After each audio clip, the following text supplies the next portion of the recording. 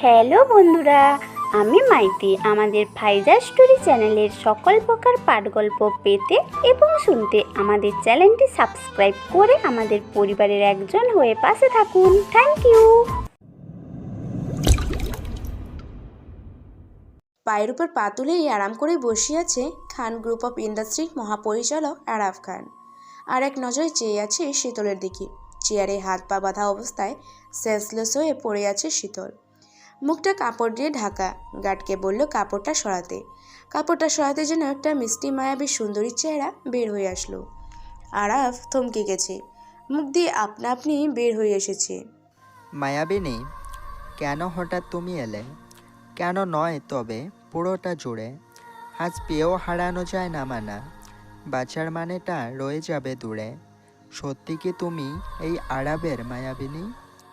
লেহেঙ্গাটা উলট পালট, চুল খোপা করা। আরাব একটা গার্ডকে ইশারা করে বলে পানির বোতল নিয়ে আসতে। একটা গার্ড পানির বোতল নিয়ে আসে তার দিকে। আরাব পানির বোতলের পানিটা শীতলের মুখে ঢেলে দিল। শীতল চোখ মেরে তাকিয়ে দেখে তার সামনে একটা লোক বসে আছে। চোখ মুখ দেখেই বোঝা যাচ্ছে সে এখনও ভীষণ রেগে আছে। ফ্ল্যাশব্যাক। হ্যালো স্যার, আজ আরমান মির্জার কিছু মেয়ে আর বাচ্চাদের কিডন্যাপ করে বর্ডারের বাইরে পাচার করে নিয়ে যাচ্ছে ড্রাগ সাপ্লাই করার জন্য। রতন খামারের গেট হাউসে রাখা হয়েছে। মেয়েদের সাথে বাচ্চাদেরও পাচার করা হবে। তাদের কাঁধে ছোট ব্যাগের মধ্যে ড্রাগ সাপ্লাই বিদেশে চালান করা হবে আজ রাতেই। ফোনের ওপাশ থেকে ভারী কণ্ঠে, ওকে, তুমি তাদের ফলো করো আর আমাকে প্রত্যেকটা সময়ের লোকেশন মেসেজ করতে থাকো। রতন খামারের গোডাউনে ড্রাগস বাচ্চাদের ব্যাগে যাওয়ার আগেই সেগুলো আমি আগুনে ঝলসানো দেখতে চাই। ওদের কেউ যেন তোমাদের দিকে সন্দেহ না করে, সেই দিকে খেয়াল রাখবে। ওখানকার কাজ শেষ হলে সরে যাবে তোমরা। কাজটা করে সবটা আপডেট দিতে থাকো। মেয়েদের আর বাচ্চাদের বাঁচানোর জন্য রাতের মিশনে নামবো আমরা। জি স্যার, জি স্যার, আমরা আপনাকে প্রতি মুহূর্তে আপডেট দিতে থাকবো। সালাম স্যার, আল্লাহ হাফিজ। সেই লোকের কথা মতন রতন খামারের গোডাউন আগুন, কোটি কোটি টাকার ড্রাগস জ্বলছে দাও দাও করে। আরমান মির্জা মাথায় হাত। কি করলো তার এমন সর্বনাশ? কোটি কোটি টাকা লস হলো। কি জবাব দেবে জগৎ রায়কে? জগৎ রায় আরমান মির্জাকে ছেড়ে দিবে এই ভুলের জন্য মনে হয় না। হঠাৎ কল আসায় কাঁপাকাঁপি শুরু করে দেয়। আরমান মির্জা কাঁপা কাঁপা হাতে ফোন ধরল। Hello sir. কী ব্যাপার মির্জা সাহেব, কণ্ঠ এমন ভীতু কাপুরুষের মতো শোনা যাচ্ছে কেন? মিউ মিউ করা মানুষ আমার একদম পছন্দের নয়। আপনি জানেন নিশ্চয়, তাহলে এমন মিউ মিউ করছেন কেন? লাস্ট কথা চিৎকার করে বলে উঠল জগৎ রায়। আরমান মির্জা কাঁপা কাঁপায় বলল, স্যার একটা খারাপ খবর আছে। No no mister Arman Mirza, no. আপনি ভালো করেই জানেন খারাপ কথা শোনার আমার অভ্যাস নেই। তাহলে আপনি কেন এই কথা বলছেন? আসলে স্যার, আমাদের রতন খামারের গোডাউন ড্রাগস বিদেশ চালান করার আগেই সবটা আগুন লেগে শেষ হয়ে গেছে। এই কথা বলে মির্জা সাহেব কাঁপাকাঁপি মাত্রা আরও বেড়ে গেল। মনে হয় হার্ট অ্যাটাক করবে এক্ষুনি। ও পাশে জগৎ রায় কোনো কথা বলতে না শুনে প্রাণ যায় যায় অবস্থা।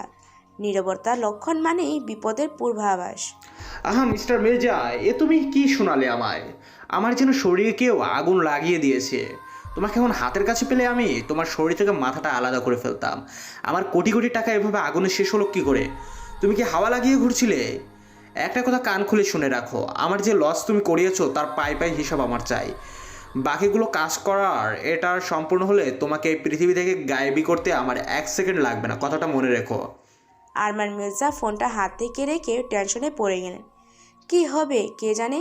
এখন বাচ্চাদের আর মেয়েদের পাচার করে বিদেশি কূটনীতিদের সঙ্গে কথা বলে উচ্চতম মানে নিলাম করতে পারলেই যেন, লাভের মুখ দেখিয়ে সবাইকে খুশি করতে পারলেই জগৎ রায়কে ঠান্ডা কিছুটা করা যাবে। আরমান মির্জা কাউকে ফোন লাগালো। হ্যালো, আমার আরও মেয়ে চাই। যত টাকা লাগে লাগুক, আরও মেয়ে আনার ব্যবস্থা করো। জগৎ রায়কে খুশি করার জন্য আমাকে যা করতে হয় আমি তাই করব। প্রয়োজন পড়লে নিজের মেয়েকেও জগৎ রায়ের বিছানায় পাঠাতে দুবারও ভাবব না আমি। দরজার পাশ থেকে কার্নিকা মির্জা এই কথা শুনে চমকে গেছে। গায়ের পরশ দাঁড়িয়ে গেছে। আরমান মির্জার কথা শুনে ঘৃণায় মুখ ফিরিয়ে নিল। দীর্ঘ 25 বছর এই মানুষটার সাথে সংসার করছি আমি। কখনো ভাবতে পারিনি মানুষটা এতটা নীচ, এতটা নোংরা। ছি! নিজের এক ছেলেকে হারিয়েছি 5 বছর আগে তার বাবার প্রায়শ্চিত্তের জন্য। আরেক ছেলে বিদেশে মাটিতে পড়ে আছে তার বাবার কাজকর্মের সূত্রে লোকদের জন্য। আর এখন মেয়েকে কুটি করে নিজের বাবা হয়েছে, নোংরা খেলায় মেতে উঠেছে। তা আমি মা হয়ে কিছুতেই হতে দিব না। আমার মেয়েকে বাঁচানোর জন্য যা করতে হয় আমি তাই করব। হ্যাঁ, এটা সত্যি, শীতলকে আমি জন্ম দেইনি, পেটে 9 মাস রাখিনি, তাই বলে মা হওয়া যায় না। শীতল আমার কিছুই হয় না, কিন্তু ও তো তোমার মেয়ে, তোমার রক্ত। আর তাকে তুমি ছি! আমার ভাবতে ঘৃণা লাগছে। তোমার এই নোংরা মন মানসিকতার জন্য একে একে সব হারিয়েছ, করেছ টাকা পাহাড়। এই টাকার পাহাড় একদিন ধ্বংস হবে, তা খুব শীঘ্রই ঘনিয়ে আসছে। এটা বলে সরে আসলো কণিকা মির্জা। মেয়েকে বাঁচানোর জন্য আমাকে যা যা করতে হয় আমি তাই করব। এই বলে বাড়ি থেকে বের হয়ে গেল কণিকা মির্জা। 1 ঘন্টা পর কণিকা মির্জা বসে আছে একটা বাড়িতে, যেখানে রয়েছে সিকিউরিটি গার্ড, সবার হাতে অস্ত্র। বাড়ির চারদিকে রোবট পুতুল রাখা। বিনা পারমিশন ঢুকতে গেলেই প্রাণ হারাতে হবে, কারণ পুতুলগুলো ফায়ার শুরু করবে বিনা পারমিশন ঢোকার চেষ্টা করলে। এখানে পারমিশন নিয়ে ঢুকতে হয়। কণিকা মির্জা পারমিশন নিয়ে এসেছেন। সিঁড়ি বেয়ে নেমে আসছে আরাফ খান। খান গ্রুপ অফ ইন্ডাস্ট্রির মহাপরিচালক আরাফ খান। বিজনেসম্যান হিসেবে সবাই এক নামেই চিনে। আরাফ টাইগার গ্রুপের লিডার, মাফিয়া কিং আরাফ খান মাফিয়া গ্রুপের লিডার। নিজের এবং মা আর ছোট ভাইয়ের শত্রুর আক্রমণের জন্য মাফিয়া গ্রুপ গঠন করেন। তার জীবনে অনেক শত্রু, কারণ অসাধু মানুষদের জন্য তিনি ভয়ঙ্কর মানুষ। আরাফকে শেষ করতে অনেকে চেয়েছে, কিন্তু পারেনি, বরাবর ব্যর্থ হয়েছে। আরাফ, মা আর ভাইয়ের সাথে রয়েছে পুরনো খামে বিষাক্ত ভয়ঙ্কর অতীত, যা আস্তে আস্তে সামনে তুলে ধরব। আরাফ দেখতে গুড লুকিং, হ্যান্ডসাম, জিম করা বডি, স্টাইলিশ। তার এত সৌন্দর্য, তবুও তার কোনো অহংকার নেই। মাফিয়া গ্রুপদের মধ্যে টাইগার গ্রুপটা সবচেয়ে ভয়ঙ্কর। কিং হওয়ার জন্য অন্তত গুরুত্বপূর্ণ, সাথে দুঃসাহসী, শক্তিশালী, বুদ্ধিমত্তার অধিকারী একজন মানুষ। নিজেকে অস্ত্র চালায় পারদর্শী করেছে, সেটা তলোয়ার হোক কিংবা বন্দুক, পিস্তল বা রাইফেল। আরাফ হার না মেনে লড়াই করতে হয়, নিজেকে সেইভাবে তৈরি করেছেন। সাঁতার কাটায় দুরন্ত, পানির গভীর সময়ে পরিমাপে 60 মিনিট 12 মিনিট সময়ে নিঃশ্বাস ছাড়াই থাকা প্রশিক্ষণ আরাফ নিয়েছে। আসসালামু আলাইকুম বাবা, আমি আপনার কাছে একটা সাহায্য চাইতে এসেছি। জানি না আমি মা হয়ে মেয়েকে বাঁচাতে পারবো কিনা নিজের জন্মদাতা নোংরা ষড়যন্ত্রের শিকার হাত থেকে। আরাফ সালামের জবাব নিয়ে ভ্রু কুঁচকে তাকালো। কি বলতে চান? পরিষ্কার করে বলুন। এরপর কণিকা মির্জা যা বললেন তা শুনে আরাফের কপালের রগ ফুলে গেছে। কতটা জঘন্য হলে নিজের মেয়েকে অন্যর বিছানায় পাঠানোর কথা ভাবতে পারে। আরাফ এক বুক ঘৃণা চলে আসে তার জন্য। আরাফ কণিকা মির্জাকে কথা দেয় তার কন্যাকে বাঁচাবে যে কোনো মূল্যে।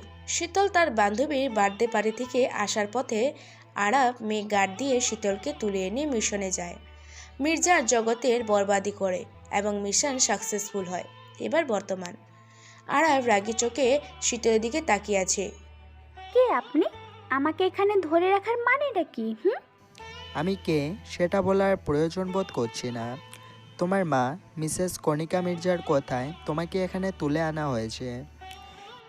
মিসেস কণিকা আমার কেউ নয়, আমি চিনি না তাকে। তার সাথে আমার কোনো সম্পর্ক নেই। আমার বাবা আরমান মির্জা, মা তারিন মির্জা। আমি তাদের একমাত্র কন্যা সন্তান। এই প্রথম দেখলাম মেয়ে মাকে অস্বীকার করছে, আর মা মেয়েকে বাঁচানোর চেষ্টা করছে। ইন্টারেস্টিং ব্যাপার। কথা ঘোরানো আমার পছন্দ না। আমি সোজা সাপটা কথা বলবো। মিসেস কণিকা মির্জা, আসলেই তোমাকে ছেড়ে দেওয়া হবে। এটা আপনার ভুল ধারণা। আমি শীতল মির্জা, আমি কারোর কাছে মাথা নোয়াতে শিখিনি। সো মিসেস কণিকার সাথে গলায় গলায় ভাব করে চলে গিয়ে নিজের ইমেজ নষ্ট করতে চাই না। আমি তো এখান থেকে পালাবো, সাথে আপনার নামে থানায় মামলা করব। বিশিষ্ট শিল্পপতি আরমান মির্জার একমাত্র কন্যাকে অপহরণ করার শাস্তি ভোগ করার জন্য তৈরি থাকুন মিস্টার। হো রিয়ালি, আই অ্যাম ইমপ্রেস। একটা পিচ্ছি মেয়ে কিনা আরাব খানকে ভয় দেখায়। যে আরাব খানের নাম শুনলে সবাই ভয় পায়, তাকে কিনা চোখ রাঙিয়ে হুমকি দিচ্ছে, তাও আবার সামনাসামনি। আপনার জায়গায় অন্য কেউ হলে এতক্ষণে ভয়ে শেষ হয়ে যেত, এত কথা বলার সুযোগ পেত না আরাব খানের সামনে। আপনি আমার সামনে বসেও গলা উঁচু করে কথা বলছেন। ওয়াও! অন্য কেউ কী করবে না করবে সেটা জানার আমার কোনো ইন্টারেস্ট নেই। আমি আপনাকে ছাড়বো না। আরাব নিচু হয় শীতলের মুখের সামনে গিয়ে বলল, এখান থেকে উঠতে পারছেন না, আবার আমাকে ছাড়বেন না বলছেন। জাস্ট একবার আমার হাতটা খুলুন, দেখেন আমি আপনার কী হাল করি। সত্যি পারবেন আমার সাথে? ভয় পাচ্ছেন? হ্যাঁ কিছুটা, তবুও ছেড়ে দেখি কি করতে পারেন। আরাব হাতের বাঁধনটা খুলে দিল। শীতল বসা থেকে উঠে দাঁড়ালো। হাতের উপর রশির দাগ পড়ে গেছে। শীতল যেন এতক্ষণ পর মুক্ত পাখি হতে পারল। আরাব একটা মুচকি হাসি দিয়ে বলল, তারপর কি করবেন আমার? শীতল আরাবের দিকে রাগান্বিত চোখে তাকালো। প্রথমে পা উঠিয়ে একটা লাথি দিতে চাইল, কিন্তু আরাব সরে গেল। নিশানা মিস হওয়াতে শীতল আরও খেপে গেল। এবার হাত দিয়ে ঘুষি মারল নাক বরাবর। না, এবারও খুব সাবধানে আরাব পার হয়ে গেল। লেহেঙ্গা যেন ঠিকভাবে পারছে না লড়তে, বারবার ব্যর্থ। এবার আরাবকে থাপ্পড় মারার জন্য হাত বাড়াতেই আরাব হাত টেনে শীতলকে পিছনে ঘুরিয়ে ফেলল। দুই হাত পিছনে চাপ দিয়ে ধরে শীতলকে কাছে টেনে নিল। শীতল হাঁসফাঁস করছে ছাড়া পাওয়ার জন্য। হাতে খুব লাগছে ওর। চুলগুলো খুলে এলোমেলো হয়ে পড়ছে মুখের সামনে। অনেক দেখিয়েছেন মিস শীতল, নাও ইটস মাই টার্ন। ভীতু কাপুরুষ, সাহস থাকলে সামনাসামনি লড়াই কর, এভাবে কেন ধরে আছিস? তাহলে কিভাবে ধরবো মিস শীতল? এভাবে? শীতলকে এবার ঘুরিয়ে আরাবের মুখের বরাবর দাঁড় করালো। কোমরের কাছে এক হাত শক্ত হয়ে আটকে আছে, আর এক হাত শীতল দুই হাত চেপে ধরেছে। এত কঠিন সময় এ পর্যন্ত কোনোদিন আসেনি শীতলের। পারছে না লড়াই করতে এই লোকের সাথে শক্তিতে। কি শেষ সব শক্তি? শীতল কান্না করতে করতে বলল, আপনি একটা জঘন্য শয়তান। মেয়ে কাছে পেয়ে কন্ট্রোল হচ্ছে না, তাই না? শীতলের এই কথা শুনে মাথায় রক্ত চেপে গেল। শীতলের কোমরে চারটা নখ বসিয়ে দিল চাপ। লেহেঙ্গার সাথে ওড়নার কোমরের অংশটা সরে যাওয়ায় সরাসরি কোমরে নখ বসে গেল। ব্যথায় শীতল চিৎকার করে উঠল। Next time be careful. আমি সব সহ্য করব, বাট এসব এক্সকিউজ না। ছাড়ুন ছাড়ুন বলছি, লাগছে আমার। আরাব শীতলের দিকে তাকালো। কান্না করতে করতে মুখ লাল হয়ে গেছে। শীতল দাঁতে দাঁত চেপে আছে শক্ত করে। আরাব ছেড়ে দিয়ে একটু দূরে সরে গেল। শীতল ঠাস করে নিচে বসে গেল। পেটের কাপড়টা সরিয়ে দেখলো জায়গাটায় নখের অনেকটা গর্ত হয়ে গেছে, আর রক্ত বের হচ্ছে। প্রচণ্ড জ্বলছে জায়গাটা।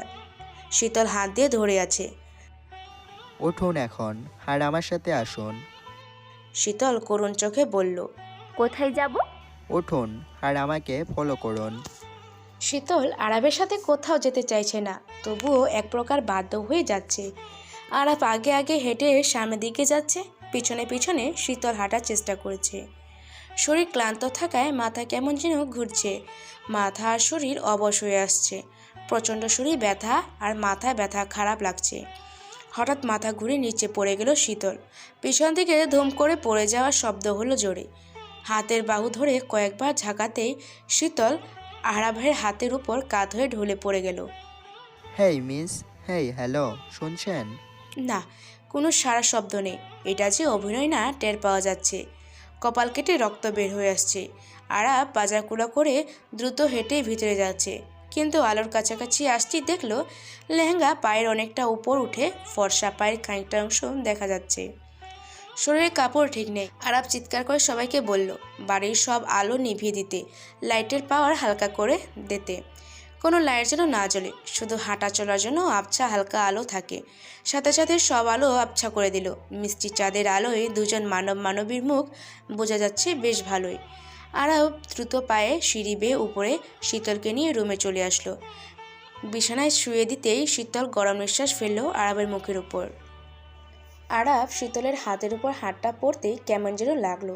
পেটের কাছ থেকে ওনাটা একদম সরে গেছে, পেটের সবটাই দেখা যাচ্ছে সেখান দিয়ে। আরাবের ভিতর কেমন উসখুস করছে। শীতলের হাত ছেড়ে দূরে সরে ব্যালকনিতে দাঁড়ালো। কখনো কোনো মেয়ের এত কাছাকাছি যায়নি, আজ শীতলের কাছে যেয়ে কেমন পাগল পাগল লাগছে। নিজেকে কোনো রকম কন্ট্রোল করে ভদ্রতার খাতির করে সেটুকু টেনে ঢেকে দিল একটা কম্বল দিয়ে। খারাপও লাগছে, আবার নিজের ইগোতেও লাগছে, সে কেন কিছু করবে। কিন্তু শীতলের মুখটায় কি আছে এটাই আরাফ ভেবে পায় না। কেন বারবার ওর মুখটা টানে আরাফকে, এত কোমল নিষ্পাপ কেন। বেশি সময় দাঁড়াতে পারল না সেখানে। নিচে এসে দুজন মহিলাকে ডেকে শীতলের কাপড় পরিবর্তন করে দিতে বলল, কারণ কাপড়ে ধুলো ময়লা মাখা ছিল। তার উপরে আরাফ শীতলের গায়ে পানি মেরেছিল জ্ঞান ফিরাতে। ডক্টরকে ফোন করে বাসায় আসতে বলল। ডক্টর এসে চেক আপ করে গেল, শরীর দুর্বল থাকায় অজ্ঞান হয়ে পড়েছে, কিছুক্ষণের মধ্যে জ্ঞান ফিরে আসবে। বাইরে দুজনকে পাহারাতে রেখেছে, কিছু হলে যেন ওকে খবর দেওয়া হয়। সারাদিনের ধকল পার করে আরাফ বিছানায় গায়ে এলিয়ে দিল। ক্লান্ত থাকায় অল্প কিছুক্ষণের ভিতর চোখ লেগে আসলো। চোখ লেগে আসতে শীতলের চেহারা ভেসে উঠল। এতটা কাছে তো কাউকেই টানা হয়নি কখনো। ক্লাবে বারে যতবার গিয়েছে হাজারো নারী তাকে আকর্ষণ করেছে, কিন্তু কারো দিকে কখনো চোখ মেলে তাকায়নি। কিন্তু আজ কি হলো, চোখটা সাথে সাথে খুলে গেল। শীতলের ফর্সা পেটের খানিক অংশটা যেন একটু আগেই চোখের সামনে স্পষ্ট ছিল। আর আরাফ হাত বাড়িয়ে সেখানে ছুঁয়ে দিতে চেয়েছিল। ও কেন বিচলিত হচ্ছে বারবার, গলা শুকিয়ে আসছে। টেবিলের পাশে রাখা গ্লাসটা থেকে ঢকঢক করে এক গ্লাস পানি খেয়ে নিল। বিছানায় আবার হেলান দিল, কিন্তু ঘুরে ফিরে ওই একটা জিনিস বারবার চোখের সামনে ভাসছে। রাগ উঠে যাচ্ছে নিজের উপর। বিছানা থেকে নেমে পাশে ছোট রুমে গেল। আরাব রুমের সাথে অ্যাটাচ ব্যায়ামের জন্য আলাদা একটা রুম আছে, আর ওইখানে প্রায় সকাল কাটে আরাবের। স্বাস্থ্য সম্পর্কে যথেষ্ট সচেতন, তাই তো এত ফিট বডি। আরাব কানে হেডফোন লাগিয়েও ট্রেডমিলে দৌড়াচ্ছে যাতে ক্লান্ত হয়ে ঘুম আসে তাড়াতাড়ি। কিন্তু কি আশ্চর্য, বারবার শীতলে অজ্ঞান হওয়ার দৃশ্যটা মনে আসছে। বিরক্ত শেষ সীমায় পৌঁছে গেল।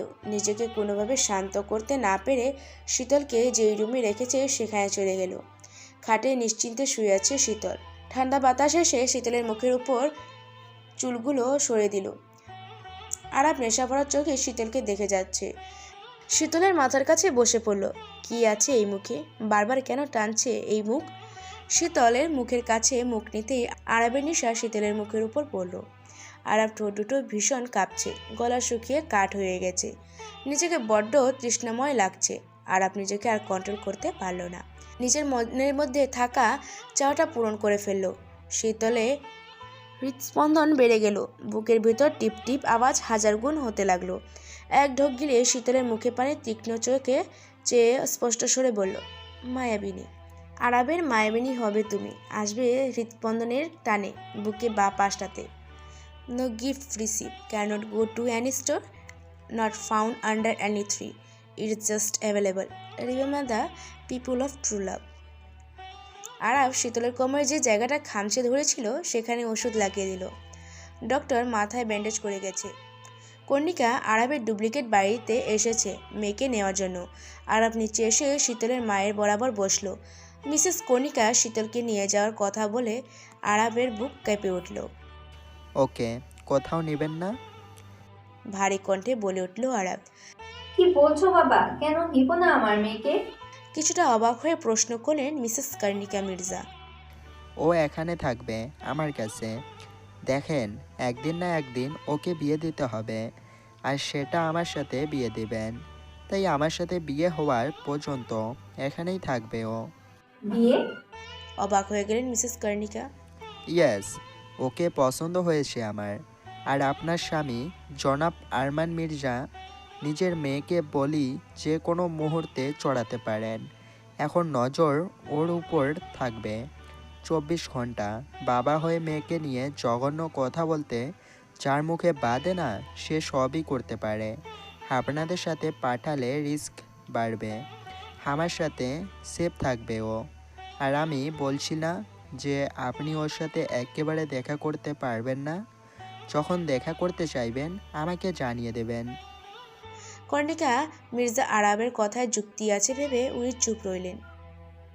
কিন্তু শীতল কি এখানে থাকতে চাইবে? ও তো ওর বাবাকে পাগল।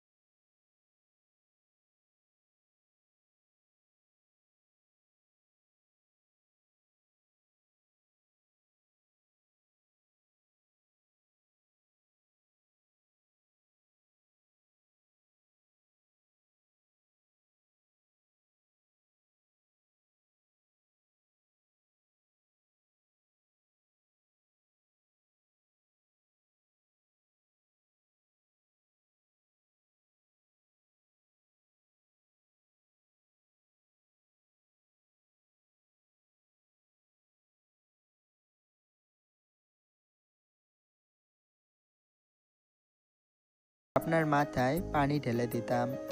আমার আবার কারো শান্তির ঘুম দেখলে সহ্য হয় না। আপনি আপনি এখানে কেন? কখন আসলেন আমার রুমে? সিকিউরিটি আপনাকে কিভাবে আমার রুমে ঢোকার পারমিশন দিল? ও হ্যালো ম্যাডাম, কল্পনা জগতে থেকে বাস্তবে আসুন। আমি আপনার রুমে নয়, বরং আপনি এখন আমার বাড়িতে আছেন। কাল একটা গোটা রাত আমার বাড়িতে কাটিয়েছেন, তাও আবার আমার সাথে। লাস্ট কথাটা শীতলের কানের সামনে গিয়ে ধীরে ধীরে বলল। শীতলের পুরো পশম দাঁড়িয়ে গেছে। কালকের কথাগুলো মনে পড়ে গেল। কাঁপা কাঁপা গলায় বলল, আপনি কি করেছেন আমার সাথে, অসভ্য লোক? অনেক কিছু করেছি, বিশ্বাস করুন। কালকের মতো এত সুন্দর আরামের ঘুম আমার জীবনেও হয়নি। কালকের রাতটা আমার জন্য মধুময় ছিল। কালকের রাতটা আমার জন্য জীবনে বেস্ট মোমেন্ট স্মৃতি হিসেবে থাকবে। আপনাকে এত এত কাছে পেয়েছি আমি, যা মুখে বলার মতো নয়, সবটা বুঝে নিতে হয়। গভীরতমভাবে পেয়েছি, সেসব ভাবলে একটা শিহরণ বয়ে যায়, প্রশান্তি আসে মনে। আহা কি সুখ ছিল। কোমরের লাল তিলটা বড্ড মন কেড়েছিল। তাই তো সারা রাত তোমাতে বিভোর ছিলাম। আমাদের সব কিছু যখন হয়ে গেছে, তখন আপনি আপনি করে পর করার মানেই হয় না। এখন আপনি জায়গায় শুধু তুমি হবে, শুধু তুমি। শীতল কোমরে একটা হাত রেখে খুব কাছে টেনে নিয়ে কানে কানে কথাগুলো বলল আরাব। আরাবের কথাগুলো বলার সময় শীতলের কানে লতিতে চুমু খেয়ে বসলো। শীতল একটা ঢোক গিলে বিছানার উপর লাফ দিয়ে বসে বলল। শীতলের মুখে ভাবভঙ্গি বুঝে হাসতে লাগলো। কি মিস, চিন্তায় পড়ে গেলে তো? ইউ লুচ্চু ছেলে, অসভ্য তুমি। আমার সুযোগ নিয়েছো, তোমাকে আজ আমি মেরেই ফেলবো। শীতল কথাগুলো বলেই আরাবের গায়ে বালিশ ছুঁড়ে মারল। শীতল বিছানায় হাত পা ছুঁড়ে বাচ্চাদের মতন কাঁদছে। আরাব শীতলের এই অবস্থা দেখে মিটিমিটি হাসছে। যা বাবা, আমি কি করলাম? যা করার তো তুমি করলে, আমি তো অবুঝ ছিলাম। শীতল রাগের মাথায় বলে বসলো। আমি সব সহ্য করতে পারি মিস্টার আন্না। আমি এতটাও দুর্বল না। আজকে আমি আপনাকে খুন করে ফেলবো। আপনি অবুঝ না, বড্ড অসভ্য লুচ্চুম্যান। আচ্ছা তাই নাকি? সেজন্য অর্ধেক পথে অজ্ঞান হয়ে ঢলে তো পড়েছো আমার কোলে চড়ার জন্য। কালকে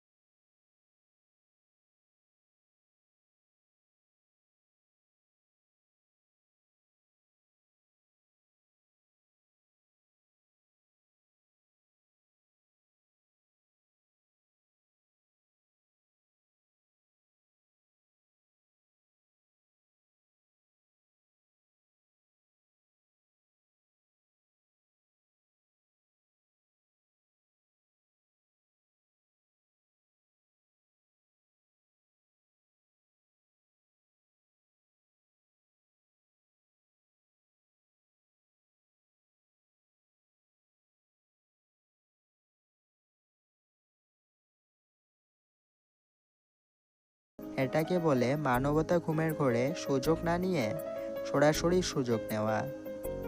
লাস্ট কথাটা বলে চোখ টিপ দিল Aarab. Hue for the night. বলে শীতলের কাছে এগিয়ে এলো আরাব। শীতল ঢোক গেলে বিছানায় একটু পিছালো, সরে দাঁড়ালো। জোরে বলে উঠল শীতল, আমি চাই তোমাকে শুধু এক রাতের জন্য নয়, সারা দিন, সারা জীবন, সারা রাত, শয়নের স্বপনে, সারাটি জীবনের জন্য। যদি তুমি চাও প্রত্যেক রাতেই তোমার সাথে কাটাবো। বলেই বাঁকা হাসলো আরাব। আরাব কথাটা বলে মুখটা কাচামাচো করে ফেললো। বুকের ভিতর কেমন যেন করছে, তবুও সামনে নিল নিজেকে। পতিতা পল্লী যান, ভদ্র ঘরের মেয়েরা আপনার জন্য নয় বলেই সরে যাচ্ছিল শীতল। আরাব শীতলকে টান দিয়ে বিছানা থেকে নামিয়ে সোজা করে দাঁড় করিয়ে নিজের সামনে এসে দাঁড়ালো। দরকার পড়লে যেতাম, তবে তোমাকেই চাই।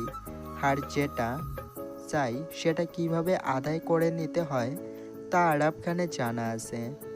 বলে শীতলের ঠোঁটে এগিয়ে এলো আরাব। আরাবের কাছে ভয় পেয়ে চোখ বন্ধ করে নিল শীতল।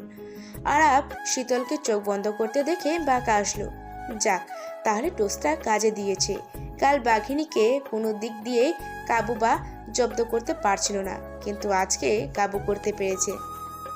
একবার যদি ছুটতে পারি না, শেষ করে ফেলবো আপনাকে। নদী দাঁত চেপে বলল শীতল। শীতলের অনেকটা কাছে চলে এলো আরাব। তোমার মাঝেই তো শেষ হতে চাই। বলে শীতলের হাত জোড়ায় এক হাতে ধরে গলার মাঝে কিস করে বসলো আরাব। শীতল হতভম্ব হয়ে দাঁড়িয়ে গেল। বুকের ভিতর তোলপাড় শুরু হয়ে গেছে, বুক ধুকপুক করছে ওর। আরাবের নিঃশ্বাস শীতলের মুখের উপর পড়ছে। আরাব আরেকবার চুমু দিতে গেলে শীতল নিজেকে সরাতে চেষ্টা করলো। লাফালাফি করতে দেখে আরাবের ভীষণ রাগ লাগলো। শীতলের কানের কাছে এসে ফিসফিস করে বলল, আমার রোম্যান্সের সময় ডিস্টার্ব পছন্দ নয়। শীতল থমকে গেল। আরাবের কথাগুলো শুনে হতভম্ব। হাত আলগা হতেই শীতলকে সামনে ফিরিয়ে ওকে দেবায়ে চেপে ধরল। মায়াবিনী মাঝে হারিয়ে ফেলেছে নিজেকে আরাব। শীতলের মুখের দিকে একটু তাকালো আরাব। শীতল মুখের উপর ফু দিয়ে চুলগুলো সরালো। গোলাপি ঠোঁট, চোখ, নাক, বড় চোখের ঘন পাপড়ি, সব মিলিয়ে অনিন্দ্র সৌন্দর্য অধিকারী আরাবের মায়াবিনী। এখন কথা বেশি না বলে ফ্রেশ হয়ে নিচে নামো, লক্ষ্মী মেয়ের মতো। একসাথে ব্রেকফাস্ট করব। আরাব কথাটা বলে চলে গেল, শীতলকে কোনো কিছু বলার সুযোগ না দিয়ে। ওয়াশরুমে রাশীতল পানি দু হাতে ভরে মুখে ছিটিয়ে দিতেই শীতলের মনটা সতেজতায় ভরে উঠল। ফ্রেশ হয়ে নিজেকে আয়নায় ভালোভাবে চেক করে দেখে নিল। না, সব তো ঠিকই আছে। কালকে লেহেঙ্গার জায়গায় একটা নতুন ড্রেস গায়ে জড়ানো। নিচে যাওয়ার আগে পাশের রুমটায় চোখ পড়ল শীতলের। ওয়াশরুম থেকে পানির শব্দ আসছে, তার মানে আরাব ফ্রেশ হচ্ছে। টি টেবিলের উপর বন্দুকটা রেখেছে। শীতল রুমে কাউকে না দেখে নিজের হাতে বন্দুকটা তুলে নিল। বন্দুকটা নিয়ে নিজের ঘরে চুপি চুপি পালিয়ে এলো। এখন এটাই হবে শীতলের হাতিয়ার, আরাবকে শেষ করার জন্য। আরাব ফ্রেশ হয়ে ব্ল্যাক শার্ট গায়ে জড়াতে জড়াতে নিচে চলে গেল Aarab. Six pack body, fitness, hairstyle, খোঁচা খোঁচা দাড়ি, বুকের হালকা লোমগুলো মেয়েদেরকে আকর্ষণ করার জন্য যথেষ্ট। আরাব পেপারে চোখ বুলাচ্ছিল, তখন শীতল সুন্দর পরিপাটিভাবে নেমে আসলো। আরাব শীতলকে দেখে পেপারটা রেখে কিছু বলতে যাবে, তখনই বন্দুক সামনে তাক করে শুট করে দিল। সাথে সাথে এক বিকট আওয়াজে পুরো রুমের কোনা কোনা কেঁপে উঠল। আরাব ফ্লোরে পড়ে আছে। শীতল চেক করার জন্য হাঁটু গেড়ে বসে হাত বাড়াতে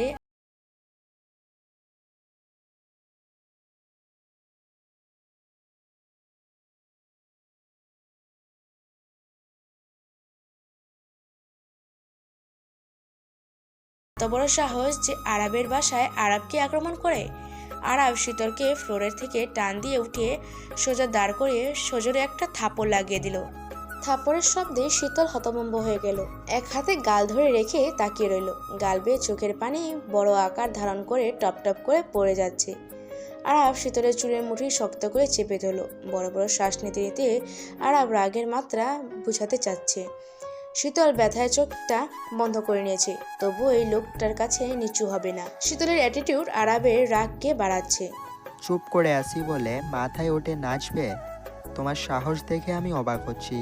আমার বাড়িতে আমাকে খুন করার চেষ্টা অনেক হয়েছে, আর নয়। Enough is enough. শুরু তুমি করেছো, এবার শেষটা আমি করব। শীতল চোখ মেলে আরাবের দিকে তাকালো, চোখে প্রশ্ন। কি করতে চায় আরাব? আরাব শীতলকে কোলে তুলে নিয়ে যাচ্ছে। বাহিরে পাহারত সবগুলো লোক হাঁ করে দেখছে। ইশারা করলো গার্ডদের সরে যেতে। আরাব এতটা ভয়ঙ্কর রূপে কথা কেউ ভাবতে পারে না। শীতল চিৎকার করে বাড়ি কাঁপিয়ে দিচ্ছে, কিন্তু সে আওয়াজ যেন এই ইট পাথরের মতন জড় পদার্থ হয়ে গেছে। শীতল চিৎকার দিয়ে বারবার নিয়ে যেতে না করছে, কিন্তু আরাব এসব শুনছেই না। শীতলকে টানতে টানতে সুইমিং পুলে নিয়ে আসলো।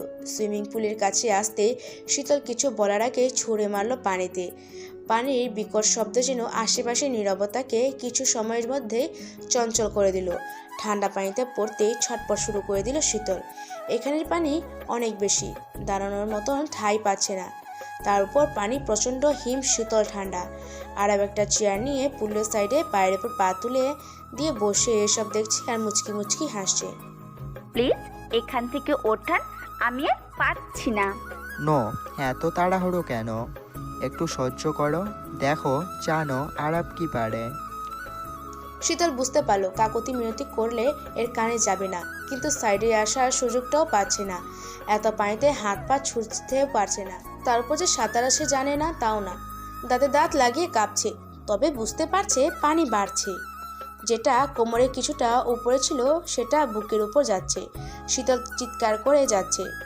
আরাব নিশ্চিন্তভাবে বসে আছে, যেন কিচ্ছুই হয়নি। প্লিজ হেল্প মি, আমাকে প্লিজ বাঁচান। কেন সিংহিনী, কি হলো? সাপটা পায়ে লেগেছে নাকি? সাপ মানে?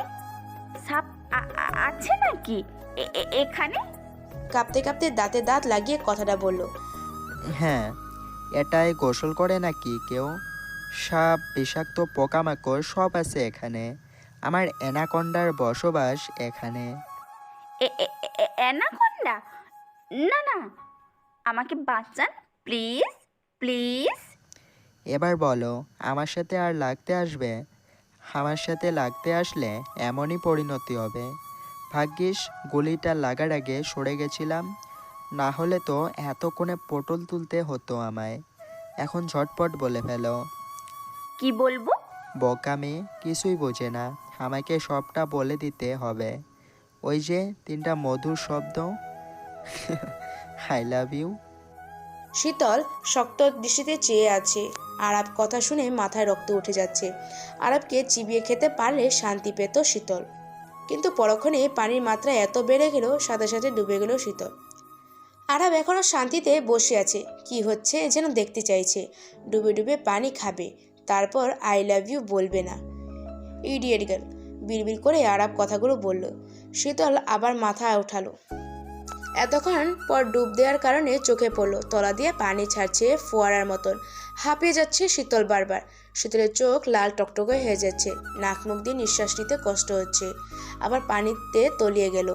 আরাব কিছু সময় পর উঠে গেল। কোনোভাবে সাইডে পৌঁছাতে পারছে না ওঠার জন্য। আচমকা ধপাস করে কিছু পড়ে যাওয়ার শব্দ হলো। শীতলের মনে হলো কেউ হাত ধরে উপরে টান দিল। শীতল জোরে জোরে শ্বাস নিতে দিতে আরাবের দিকে চেয়ে রইল। ভেজা শার্টটা বুকের সাথে আষ্টে পৃষ্ঠে হয়ে লেগে আছে। চুল বেয়ে টপ টপ পানি পড়ছে। আরাব জোরে জোরে শ্বাস নিচ্ছে। আরাবের নিঃশ্বাস শীতলের মুখের উপর পড়ছে। শীতল আরাবকে না ধরার কারণে আবার তলে যাচ্ছে। দাঁড়ানোর উপায় পাচ্ছে না। আরাব শক্ত করে কোমরে হাত দিয়ে নিজের কাছে টেনে নিল। শীতল উপায় না পেয়ে কিছুক্ষণ আগের দেখা পাষাণ অত্যাচারী পুরুষটাকে জড়িয়ে ধরল। সাঁতার জানেন না? না। গোলাপি ঠোঁট দুটো অসম্ভব রকম থরথরিয়া কাঁপছে। আরাব এটা দেখে ঢোক গিলল। আর কিছু জিজ্ঞাসা করতে পারছে না। চোখ কেমন ঘোর লাগছে মায়াবিনীকে কাছে পাওয়ার। শীতলকে একবার শক্ত করে ধরেছে, আবার হাত আলগা হয়েও যাচ্ছে। চেষ্টা করছে নিজেকে নিয়ন্ত্রণ করতে, কিন্তু পারছে না। আরাব পুলের সাইডে দাঁড়ালো, পানি থেকে উঠল না। শীতলের দিকে চেয়ে জিজ্ঞাসা করলো, কি বাঁচার ইচ্ছে আছে? বাঁচতে চাইছি, প্লিজ পানি থেকে ওঠান আমায়। এবার বলো যেটা বলার কথা ছিল, 3টা মিষ্টি ওয়ার্ড। শীতল আরাবের দিকে চোখ রাঙিয়ে তাকালো। আমার ইচ্ছে করছে আপনাকে কাঁচা চিবিয়ে খেতে, অসভ্য লোক কোথাকার, লুচ্চু কোথাকার। লে, এই মেয়ে আবার পাল্টি খাচ্ছে। তুমি বলবে নাকি আমি অন্য কিছু করে বসবো? মাই কিংডমের রানী। কি করবেন? আপনি? মুখে বলার থেকে কাজে করিয়ে দেখালে বেটার হয় জানেমান। শীতলের দিকে তাকিয়ে বাঁকা হেসে চোখ টিপ দিল। শীতল কিছু বলার আগেই আরাফ শীতলকে পানিতে ছেড়ে দিল। শীতল আবার তলিয়ে যাচ্ছে পানির মধ্যে, নিঃশ্বাস মনে হয় বন্ধ হয়ে যাবে। আরাফ আবার পানি থেকে তুলল। এবার বলবে নাকি আবার একই কাজ দ্বিতীয়বার করব? বলছি আমি, বলছি। তার আগে পানিটা কমাও প্লিজ। নো, আগে বলো। ধ্যান, আমি সুইমিং পুলের পানি কমানো ব্যবস্থা করছি। ওকে, বলছি আমি। দাঁত কটমট করে কথাটা বলল শীতল। আরাবের খুব কাছে গিয়ে মিষ্টি করে হেসে 2 হাতে আরাবের গলা জড়িয়ে ধরে। I love you. Wow, I am surprise. Harman মির্জার কন্যা আমাকে আই লাভ ইউ বলছে। আমি স্বপ্ন দেখছি না তো? প্লিজ প্লিজ আর একবার বলবে জানেমান। মুচকি হেসে বলল আরাব, এবার একটু মিষ্টি হেসে। বলো না প্লিজ। নিশ্চয়ই, কেন নয়। I love you Aarab. এবার প্লিজ পানিটা কমাও জানেমান। আরাব অবাক। শীতল আই লাভ ইউ বলেছে, তাও আবার জানেমানের সাথে। এ তো মেঘনা চাইতেই বৃষ্টি। আরাব কাউকে চিৎকার করে বলল পানিটা কোমর পর্যন্ত করতে। পানিটা কোমর পর্যন্ত নেমে আসতে শীতল বাঁকা হাসি দিল। আরাব এর আরেকটু কাছে গিয়ে বলল, সো জানেমান, আর ইউ রেডি? আরাব কিছু বলার বা বুঝার আগে শীতল আরাবের মাথা পানির মধ্যে চুপিয়ে ধরল। এবার দেখো কেমন লাগে। আমাকে পানিতে নামিয়ে চুবিয়ে কষ্ট দিয়েছিস তাই না? তুই কি ভেবেছিস আমি তোকে ছেড়ে দিব? ইউ লুচ্চু ম্যান। বিছানায় আরাব শীতল শুয়ে আছে। ডক্টর এসে চেক আপ করে গেছে। শীতলের জ্বর চলে এসেছে। আরাব জ্বর না আসলেও ও হাঁচি দিতে দিতে জান শেষ। শীতল আরাবকে শিক্ষা দেওয়ার জন্য নিজেই জ্বর বাঁধিয়ে বসেছে। মেয়েটা আর 5টার মেয়ে মতন মুখ বুজে বসে থাকার নয়, একদম ধানি লঙ্কা, তেজ প্রচুর। আরাব শীতলকে কোনো রকম হালকা খাবার খাইয়ে ওষুধ খাওয়ালো। শীতল কোনো হুঁশ নেই, জ্বরটা অনেক বেশি। আরাব শীতলের যত্ন নিচ্ছে। কি অদ্ভুত তাই না? হ্যাঁ, অদ্ভুত তো বটে। শীতল একে তো শত্রুর মেয়ে, তার উপর একটা খুনি মেয়ে। খুন করেছে আরাবের গোটা পরিবারকে। আরাব শৈশব কেড়ে নিয়েছে আরমান মির্জা এবং জগৎ রায়। আজ মা ছেলেরা এত দূর দূরান্ত পথ শুধুমাত্র আরমান মির্জা, জগৎ রায়ের জন্য। আরেকজন আছে, এটাই খুঁজে বের করার পালা। রাতের আকাশে তারা মেলা খেলা করছে। দিনের কাজ শেষে সকালে আবার নিদ্রাহিত যার যার বাসস্থানে। আরাবের চোখে ঘুম নেই। ঘুমাবে কি করে? মনে যার হাজার কথা বুলাবুলি করছে। কিছু পাওয়া না পাওয়া হিসাব মিলাতে মিলাতে আজ 30 বছরে পা দিল আরাব। আজ আরাবের 30তম জন্মদিন। হঠাৎ কল আসায় বাস্তবে ফিরল। হ্যালো। স্যার, আমি মানুষ বলছি। হ্যাঁ মামুন, বলো। স্যার, একটা খারাপ খবর আছে। জগৎ রায় ইজ ব্যাক। জগৎ রায় 3 দিন পর বাংলাদেশে পা রাখছে। ওকে, আসতে দাও। দেখি এবারও কি করতে যায় বাংলাদেশের মাটিতে। এবার লড়াই সমানে সমানে হওয়া উচিত, পালিয়ে নয়। কতবার আমি বাংলাদেশে ছিলাম না, এবার আমি বাংলাদেশে আছি। কান থেকে ফোন সরালো আরাব। জগৎ রায় যখনই বাংলাদেশে পা রেখেছে তখনই কিছু না কিছু খারাপ করে গেছে। গতবার যখন ঢাকায় পা রাখলো তখন এমপির মেয়ের দিকে নজর যায়। যেই দিন দেখেছে সেদিন নাকি পুরো রাস্তার সামনে গায়ে হাত দেওয়ার চেষ্টা করেছে। মেয়েটা প্রতিবাদ জানায়। সন্ধ্যায় কোচিং সেন্টার থেকে ফেরার পথে গায়েব হয়ে যায়। বাবা আর 4 ভাই মিলে একমাত্র বোনকে হাজার খুঁজেও পায়নি। 2 দিন পর মেয়েটা লাশ পাওয়া গিয়েছিল। হাসপাতালে পোস্টমর্টম করলে জানা যায় মেয়েটার মুখে আর গোপন অঙ্গে ব্যাটারি ঢুকানো হয়েছিল। বুকটা কেটে দিয়ে সেখানে লেখা ছিল, ডেঞ্জারাস কিলার বয়। যেই মেয়েটাকে দেখতে গিয়েছে সে অজ্ঞান হয়ে গিয়েছে। মেয়েটার পুরো শরীরে কুকুর দাঁতের মতন কামড় দাগ, নীল আর সিগারেটের দাগ হয়েছিল। নরক যন্ত্রণা দিয়ে কুৎসিত জঘন্যভাবে মেরে দিয়েছিল মেয়েটাকে। মেয়েটার পোস্টমর্টমের সময় নার্স ডাক্তারের চোখে পানি দেখা গিয়েছিল। বাবা স্ট্রোক করে, ভাইরা পাগলের মতন কেঁদেছিল। মামরা একমাত্র মেয়ে তুষা ছিল সবার আদরে। তাকে এইভাবে নির্মমভাবে খুন করায় কেউ মেনে নিতে পারেনি। এই ঘটনা করে বাংলাদেশ ছেড়ে চলে যায় জগৎ রায়। দেশে আইন কোনো জায়গায় আটকে রাখা যাবে না। বড় বড় ইন্টারন্যাশনাল মাফিয়াদের সাথে হাত আছে, যখনই বাংলাদেশে আছে কিছু না কিছু খারাপ কাজ করে। জগৎ রায়ের প্রতি রাতে 2টো করে মেয়ে লাগে। জগৎ রায় একটা মেয়েবাজ, মেয়ে ছাড়া ওর দিন রাত কাটে না। মদের নেশা থেকে ওই মেয়েদের প্রতি লোভ আকর্ষণ বেশি। এবার কি হয় সেটাই দেখার পালা। সব চিন্তা বাদ দিয়ে শীতলকে দেখতে রুমে গেল। শীতল জোরে কাঁপছে, আরাব এসে বসলো শীতলের কাছে। শীতল চোখ পিটপিট করে কোনো রকম চোখ খুলে আরাবকে দেখতেই মুচকি হেসে বলল, হ্যালো মিস্টার লুচ্চুম্যান। হোয়াট? অবাক হয়ে প্রশ্ন করলো Arab. Yeah baby, you are so much লুচ্চুম্যান। শীতল আরাবের গলা জড়িয়ে কোলে বসে পড়ল। So much cute also. বলে আরাবের ঠোঁটে ঠোঁট রাখলো। শব্দ করে চুমু খেলো শীতল। আরাব চোখ বড় করে ফেলল। শীতল মুচকি হেসে কাঁধে ঢলে পড়ল। আরাব শীতলের দিকে পলকহীনভাবে তাকিয়ে আছে। শীতল আরাবকে কোলের মাঝে বাচ্চাদের মতন ঘুমিয়ে পড়েছে।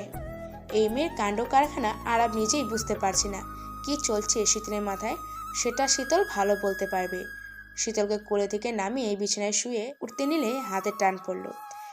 শীতল ঘুমের মাঝেও আরাবকে খাট দিয়ে জড়িয়ে ধরেছে। আরাব বিছানায় বসে পড়ে খাটের সাথে হেলান দিয়ে শীতলের মুখের দিকে তাকিয়ে আছে। মেয়েটা মায়াবিনী, আরাবের মায়াবিনী। শুধুমাত্র আরাব এক হাত দিয়ে শীতলের মাথায় হাত বুলে দিতে লাগলো।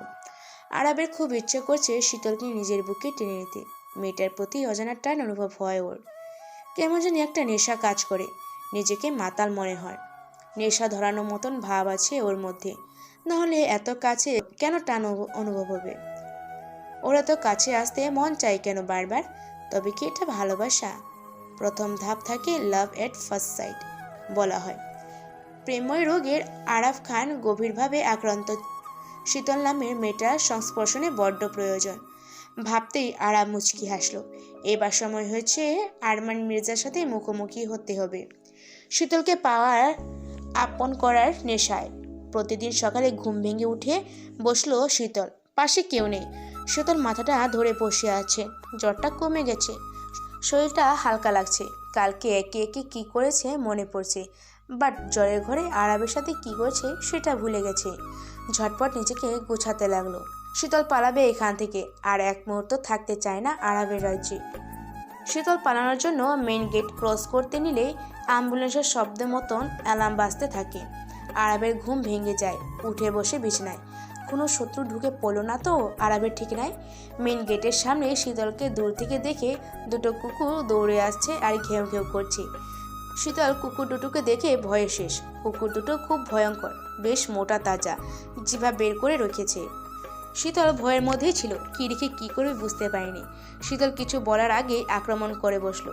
শীতল বাঁচাও বাঁচাও বলে চিৎকার করে উঠল, আর উল্টো বাড়ির ভিতরে দৌড় লাগালো। বাপ্পি বোঝো কাম। আরাবের শব্দ পেয়ে আরাবের পালিত কুকুর দুটো দৌড়ে আরাবের গা ঘেঁষে বসে পড়ল।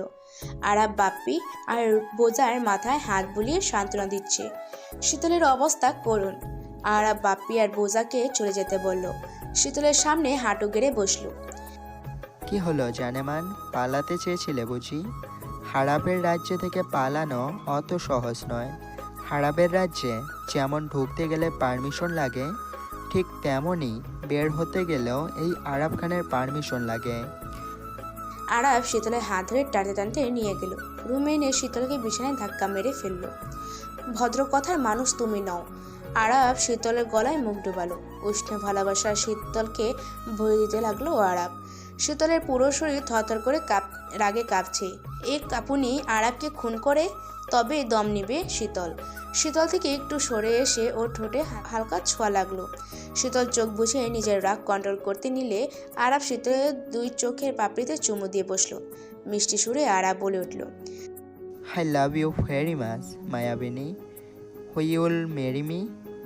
শীতল চোখ রাঙিয়ে কিছুক্ষণ আরাবের দিকে তাকিয়ে ঠোঁটে বাঁকা হাসি ঝুলিয়ে নিয়ে বলতে লাগলো, বিয়ে?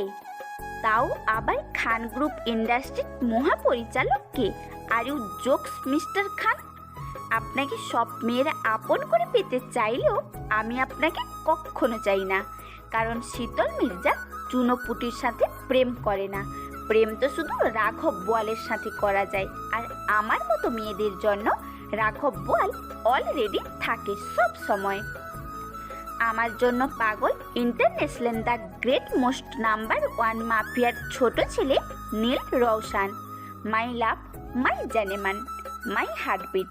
ভাবছি কি, আরে কিসের ভাবছি কি, ভেবে নিয়েছি অলরেডি, ডিসিশন ফাইনাল। আমি তো এই আরাব খানের অভিশপ্ত রাজ্য থেকে তো একদিন না একদিন পালাবো এবং সাথে সাথে আমার জানেমানকে হ্যাঁ বলে টুপ করে তাকে নিয়ে বিয়ের পিঁড়িতে বসে পড়ব। মাই লাভ, আর কতদিন সহ্য করবে আমার না বলা ইগনোরকে? শীতল আর কিছু বলার আগেই আরাপ নিচে একটা আঙ্গুলের মাধ্যমে শীতলের ওষ্ঠদ্বয় চেপে ধরল। আরাপের রক্তরঙ্গা লাল লাল চোখ যেন শীতলকে গিলে খাবে। শীতল নিজের কথার মাঝে খেয়াল করেনি কেউ তার দিকে নাক ফুলিয়ে চোখ রাঙিয়ে তাকিয়েছিল। যখন খেয়াল করলো ততক্ষণে নিজের মুখ বন্ধ। চুপ, একদম চুপ। তোকে ভালো আমি বেসেছি। আমি কখনো তোকে জোর করতাম না আমাকে ভালোবাসার জন্য। এটা যেমন সত্যি, ঠিক এটাও সত্যি, ভালোবাসি তোকে। আমার ভালোবাসার কোনো খাত নেই। তোকে ভালোবেসে আপন করতে চেয়েছিলাম, অ্যাকসেপ্ট তোমাকে করতেই হবে, সেটা আজ হোক কিংবা কাল।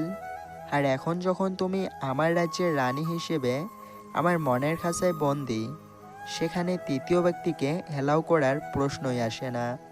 মাই লাভ, মাই জানেমান, মাই হার্টবিট, এসব কি? হ্যাঁ, তোমাকে চড় মেরে থাপড়িয়ে এসব বের করব?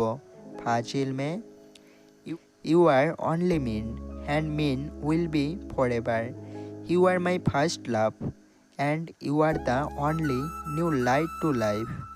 আরাপ কথাগুলো বলে শীতলকে বিছানায় ধাক্কা দিয়ে চলে গেল। শীতল একটু ব্যথা পেয়ে কুকিয়ে উঠল। বজ্জাত পোলা, শালা হারামি, কি এমন বললাম যার জন্য রেগে মেগে বোম হয়ে আমাকে ব্যথা দিল? তোর কপালে বউ নেই, লুচ্চু ম্যান কোথাকার। বারে বসে সিগারেটের একটা লম্বা টান দিয়ে আকাশের পানে তাকিয়ে ধোঁয়া ছাড়ল। সেই ধোঁয়া কুণ্ডলি পাকিয়ে আকাশের মাঝে হারিয়ে গেল। কিছু টুকরো বরফের সাথে অ্যালকোহল মিশিয়ে একটা পান করে ঠাস করে রাখলো টেবিলের উপর। পকেট থেকে একটা পাসপোর্ট মাপের ছবি বার করে টেবিলের উপর মেলে ধরল। সঙ্গে সঙ্গে টেবিলে ঝুঁকে পড়লো আরাপ। মা আর ভাইয়ের সাথে তোলা শেষ ছবি ছিল এটাই। তারপর তো সবটাই শেষ হয়ে গেল, জাস্ট ফিনিশ। আমার মা বেঁচে থেকেও জীবন্ত লাশ হয়ে গেছে। আর 12টা বছর হতে চলল, আমার মা আমাকে খোকা বলে ডাকে না। আমার মায়ের মুখে শব্দ শুনতে পাই না আজ 12টা বছর ধরে। আমি পারবো কি করে? আমার মায়ের জীবনটা কেড়ে নিয়েছে ওই বাবা নামের অমানুষটা। মা আর ভাইকে নিজে থেকে দূরিয়ে রেখেছি নিজের শত্রুদের জন্য। আমার মাফিয়া ভয়ঙ্কর জীবনের সাথে তাদের জড়াতে চাই না। আমি মারা গেলেও যেন আমার লাশ তাদের কাছে না পৌঁছায়। আমার জীবনে বিষাক্ত কালো অতীত আমি কখনো ভুলতে চাই না। আমি আজও ওই অমানুষটাকে খুঁজে ফিরি। কখন আসবে সেই দিন যেদিন নিজের হাতে শাস্তি দিতে পারবো ওই অমানুষটাকে? প্রতিদিন রাতে একজন করে মানুষের মৃতদেহ পাওয়া যাচ্ছে, পুলিশও কোনো ক্লু পাচ্ছে না কে করছে এই খুনগুলো, জানা যায়নি। পোস্টমর্টম রিপোর্টে বলা হয়েছে স্পষ্টভাবে প্রত্যেকটা মানুষকে নাকি খুব জঘন্যভাবে খুন করা হয়েছে। আর খুনের ধরন বর্ণনা খুবই নিখুঁতভাবে সাজিয়ে মাস্টারম্যান, যার জন্য পুলিশ কোনো কুল কিনারা করতে পারছে না। এই বিষয় নিয়ে পুরো শহর আতঙ্ক। এই নিয়ে মোট 12 জন লোকের মৃতদেহ পাওয়া গেছে। 3 সপ্তাহ ধরে এই মৃতদেহ পাওয়া যাচ্ছে। তাদের ফ্যামিলির মতে সবাই সকালে কাজ করতে বের হয়েছিল ঠিকই, যখন রাত হয়, দিনের সূর্য উদয় হয়ে আসলো, পরিবারের আপন লোকগুলো কেউ ফিরল না। তখন মিসিং ডায়েরি করা থেকে শুরু করে পুরো পুলিশ পোস্ট লাগানো হয় নিখোঁজ লোকদের উদ্ধার করার জন্য। 12 জনের মধ্যে যারা মারা গেছে তারা সবাই কোনো সাধারণ পরিবারের মানুষ ছিল না। সবাই নামকরা বিজনেসম্যান, সাংবাদিক, পুলিশ অফিসার, উকিল, ফার্ম হাউসের দালালের নামকরা টিলার অফিসার, মন্ত্রীর ছেলে এবং 5 বন্ধু। এদের মতন পাওয়ারওয়ালা মানুষগুলোকে খুন করা চারটেখানি কথা নয়। যে মেরেছে সে হয়তো তাদের থেকে বেশি পাওয়ারফুল, সে তাদের থেকে বেশি হিংস্র। কিন্তু কে সে? আদৌ কোনো মানুষ নাকি অন্য কিছু? এখন সেটাই দেখার পালা। স্যার, এই খুনগুলো কে করলো? আমরা তো করিনি। তাহলে অন্য কেউ এসব ঘটালো? রাসেলের করা প্রশ্নে পায়চারি থামিয়ে আরাব আবার চেয়ারে বসলো। মুখে একটা বাঁকা হাসি লেগে আছে। তোমাদের কি মনে হয় আরব রাজ্যে দ্বিতীয় কেউ আসবে, তাও আবার এমন জঘন্যতম কাজ করতে? রাসেল তার পাশের সঙ্গী সামানের সাথে মুখ চাওয়াচাই করতে লাগলো। আরবের দিকে তাকিয়ে চোখ বড় বড় করলো। তার মানে পাপা পাপা পুরো কথাটা শেষ করার আগেই আরব বলে উঠল, তোমরা নিশ্চয় অ্যামাজনের জঙ্গলের নাম শুনেছ। এটা ভারতের অ্যামাজন বলতে পারো। 200 বর্গ কিলোমিটারের এই জঙ্গল এতটাই দুর্গম আর ভয়ঙ্কর, এক হাত দূরে যিনি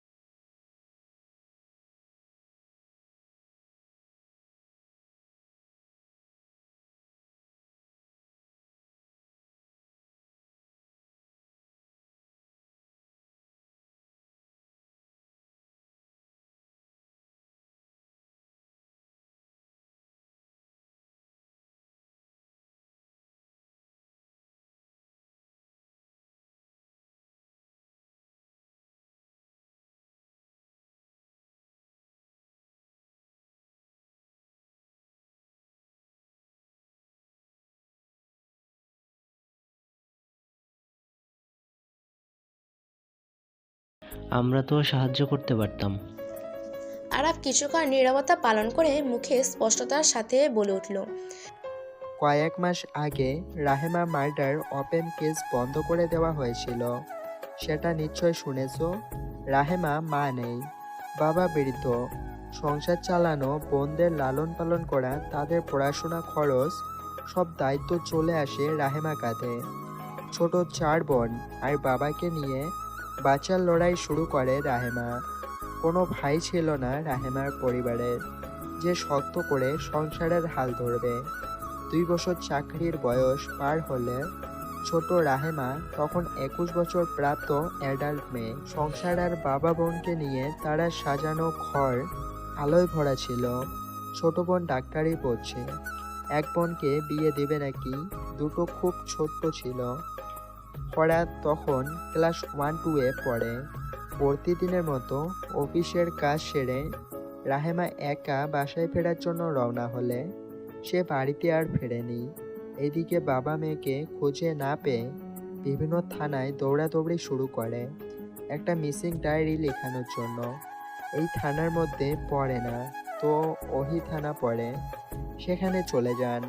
পুলিশ সাহেবগুলোর তখন খুব গায়ে হাওয়া লাগিয়ে ঘুরিয়েছিল, কারণ হপর মল থেকে তাদের আগেই আদেশ জারি করা হয়েছিল এমন কেস আসলেও যেন গুরুত্ব না দেওয়া হয়।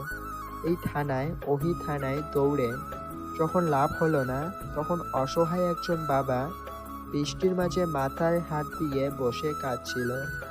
ছোট মেয়েগুলো বড় বোনের কথা জানতে চাইলে কিছুই বলতে পারেনি। 5 দিন পর বুড়িগঙ্গার ঘাটে উলঙ্গ বিবস্ত্র অবস্থায় রাহেমাকে পাওয়া যায়। কিছু মানুষ দাঁড়িয়ে ছবি তুলছে, ফেসবুকে ছাড়বে কিছু লাইক কমেন্টের জন্য। আর কিছু মানুষ মেয়েটার শরীরের দিকে তাকিয়ে পিপাসা মেটাচ্ছিল, অথচ মেয়েটার গায়ে এক টুকরো কাপড় নেই।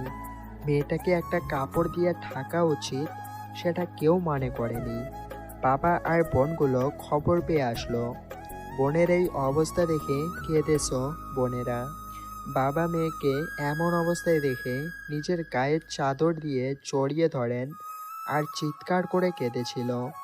বাবা নাকি শক্ত পাথর মনের মানুষ, বাবারা নাকি কাঁদতে জানে না, তাদের কাঁদতে নেই। ওখানকার মেম্বার ছিল একজন মহিলা, নাম তার আয়েশা সিদ্দিকা। তিনি পুলিশকে চাপ দিয়ে ডাক্তারের মাধ্যমে পোস্টমর্টম করলে জানতে পারে রাহেমাকে রেপ করা হয়েছে।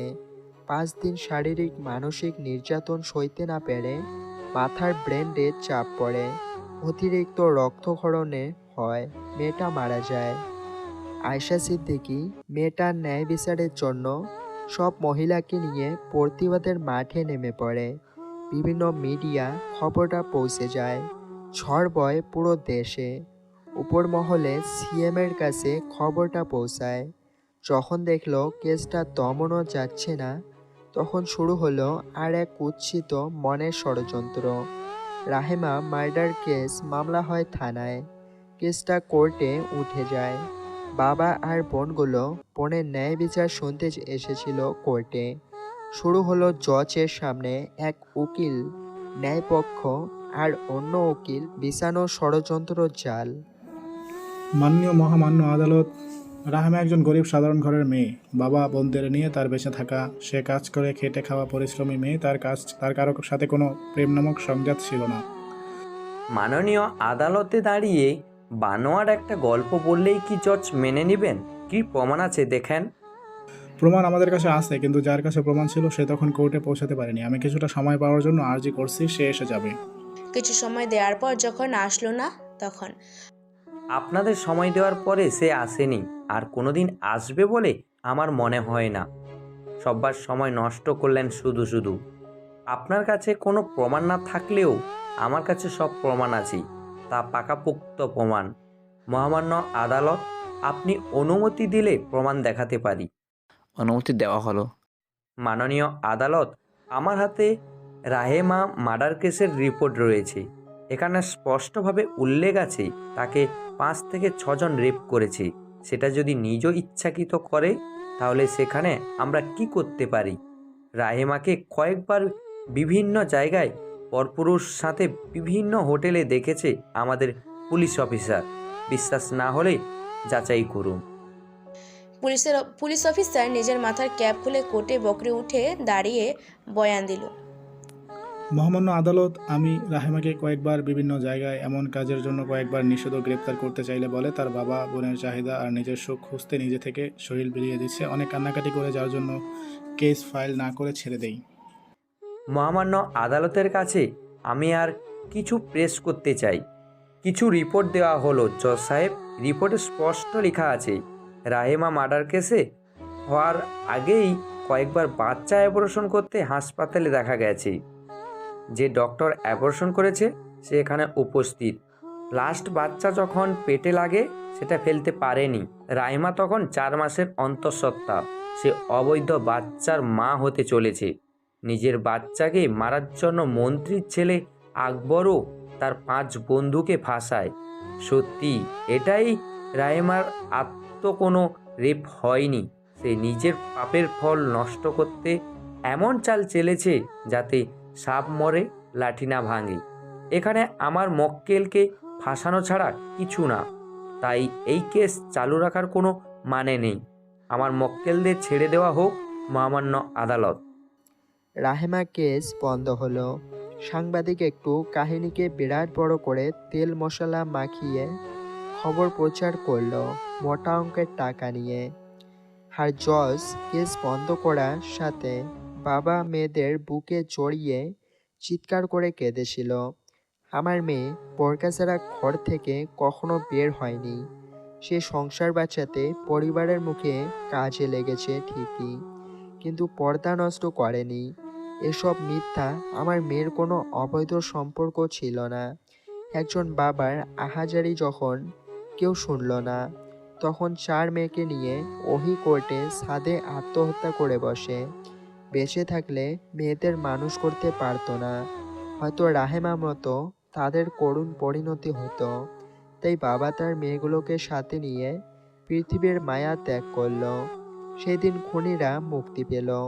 এতে সাহায্য করলো এই 12 জন বিজনেসম্যান, সাংবাদিক, পুলিশ অফিসার, উকিল, ডক্টর, ফার্ম হাউজের বিলাতের নাম করা ডিলার অফিসার, মন্ত্রীর ছেলে এবং 5 বন্ধু।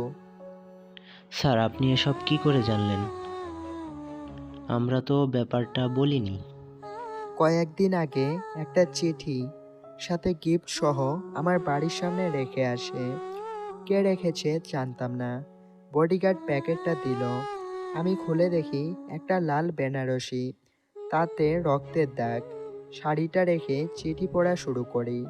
সেখানে একজন ভালোবাসার মানুষ কষ্ট ফুটেছিল।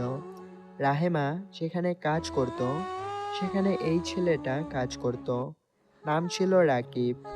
অফিস ম্যানেজারের দায়িত্বে ছিল। অফিসে কিছু কাজের জন্য সিলেট গিয়েছিল। যখন আসে তখন সব শেষ। ভালোবাসার মানুষটাকে জীবনসঙ্গী করার হলো না। বলা হলো না কেউ তাকে ভালোবেসেছিল। আরাব কথাগুলো বলে চুপ করে রইল।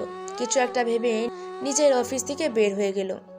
রাসেল আর শাওয়ানকে বাকি কাজ শেষ করে চলে যেতে বলল।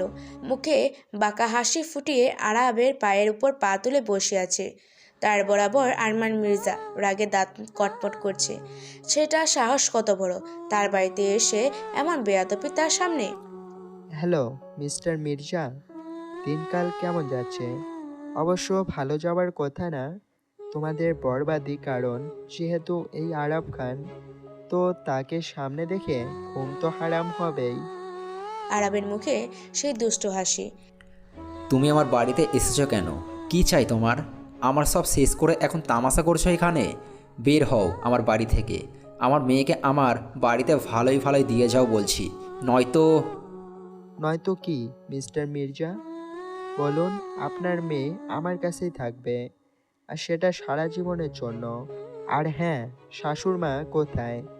তাকে দেখতে পাচ্ছি না কেন? শাশুড়ি মাও শাশুড়ি মা। কি হচ্ছে এটা? এভাবে ষাঁড়ের মতো চেঁচাচ্ছ কেন? আর কি শাশুড়ি মা? হ্যাঁ, বারে, বউটা যেহেতু আমার কাছে আছে, বিয়ের আয়োজন করব, আর শ্বশুর শাশুড়ি দোয়া নিব না, এটা কি হয় শ্বশুর মশাই? শাশুড়ি শ্বশুর তো মা বাবার মতো। আমার মা বাবা কেউ নেই, সেখানে আপনাদের দায়িত্ব কর্তব্য দুটোই আছে। তাই বিয়ের সময় যেন আমি আমার ওয়ান অনলি শাশুড়ি মায়ের সাথে শ্বশুর মশাইকে যেন পাই। আচ্ছা শ্বশুর মশাই, আপনাদের বাড়িতে নতুন জামাই আসলে তাকে ছাড়ি মেরে পেট ভরানো হয়? একটু মিষ্টি কথা বলেও পেট ভরাতে পারেন। ইস, আমার কি কপাল! শেষমেশ কিনা কিপ্টে শ্বশুর মশাই জুটল। তাই তো বলি, আমার বউটা জিরো ফিগার হলো কি করে? একটু ফু দিলে উড়ে যাবে। Just get lost. আরে চলে তো যাব, যেটার জন্য এত কষ্ট করে এলাম সেটা পূরণ না করে চলে যাব? নাকি ডাকুন না আমার শাশুড়িকে।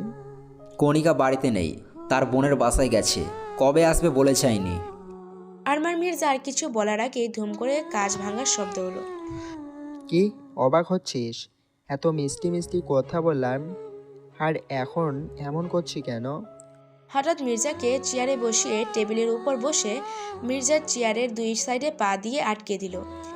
এই আরমান মির্জা, তোর সাহস কি করে হয় আমার মায়ের মতো মাকে আঘাত করা? কি ভাবিস নিজেকে তুই? নারীর গায়ে হাত তুলে নিজেকে বীর পুরুষ ভাবিস? আসলে তুই তো একটা কাপুরুষ। মানুষের মধ্যে পড়িস না, একটা অমানুষ। তুই না হতে পেরেছিস ভালো স্বামী, আর না হতে পেরেছিস একজন ভালো বাবা। বাহিরে মেয়েদের পাচার করে তোর জিহ্বাটা বড্ড বড় হয়ে গেছে। কেটে ফেলবো, একদম হাগা থেকে গোড়াটা কেটে ফেলবো। Cold, so cold. জগৎ রায় বরবাদী নিজে ডেকে এনেছে। বাংলাদেশ আসাটা ওর জন্য কাল হয়ে দাঁড়াবে। জগৎ রায়কে সতর্ক থাকতে বলে, না হলে ফল খুব খারাপ হবে। আসছি। আরমান মির্জা চোখ গরম করে তাকিয়ে আছে। এই প্রথম নিজের বাড়িতে অপমান হলো, তাও নিজের শত্রুর কাছে। ভাবতে এর আগে রিডি করছে শরীর। আরা বাড়িতে ফিরে আসলো। হাতে রয়েছে কিছু শপিং ব্যাগ। সেগুলো আলমারিতে রেখে শীতলকে খুঁজতে শুরু করলো। এই মেয়েটা গেল কই? সুইমিং পুলে পেয়ে গেল শীতলকে। এখানে কি করছো? শীতল সুইমিং পুলের কিনারায় বসে পানির মধ্যে পা দিয়ে চকলেট খাচ্ছে তৃপ্তি সহকারে। হঠাৎ পিছন থেকে কেউ ডাকায় মাথাটা বাঁকা করে তাকিয়ে দেখলো আরাব। তাও কোনো উত্তর না দিয়ে নিজের মতন পায়েতে পা নড়াচড়া করছে। আরাবের ডাকে সাড়া না দেওয়ায় আরাব রেগে শীতলের গাল টেনে আরাবের মুখোমুখি করলো। বজ্জাত মেয়ে, কখন থেকে ডাকছি, শুনতে পাচ্ছ না? থাপ্পড় খাওয়া ইচ্ছে হয়েছে? আরাব শীতলের গাল টেনে ধরতে শীতল রেগে বোম। মুখের মধ্যে চকলেটটা গিলে এক প্রকার আরাবকে ঝাড়ি মারলো। ও ছ্যামরা, তোর সমস্যা কি? আমি চকলেট খাচ্ছিলাম একটু শান্তিতে, সেটাও তোর হজম হয় না? আরাব ভ্রুকুচকে তাকালো। মেয়েটার মুখের ভাষা দিন দিন খারাপ হচ্ছে। ইচ্ছে করছে গালে একটা থাপ্পড় লাগাই। চকলেট পেলে কোথা থেকে? আপনার গার্ডকে দিয়ে আনিয়েছি। টাকা পেলে কোথা থেকে? টাকা আপনার শার্টের পকেট থেকে চাকু কেটে বের করেছি। কি? কোন শার্ট? লক করা শার্টকা পকেট সেটা।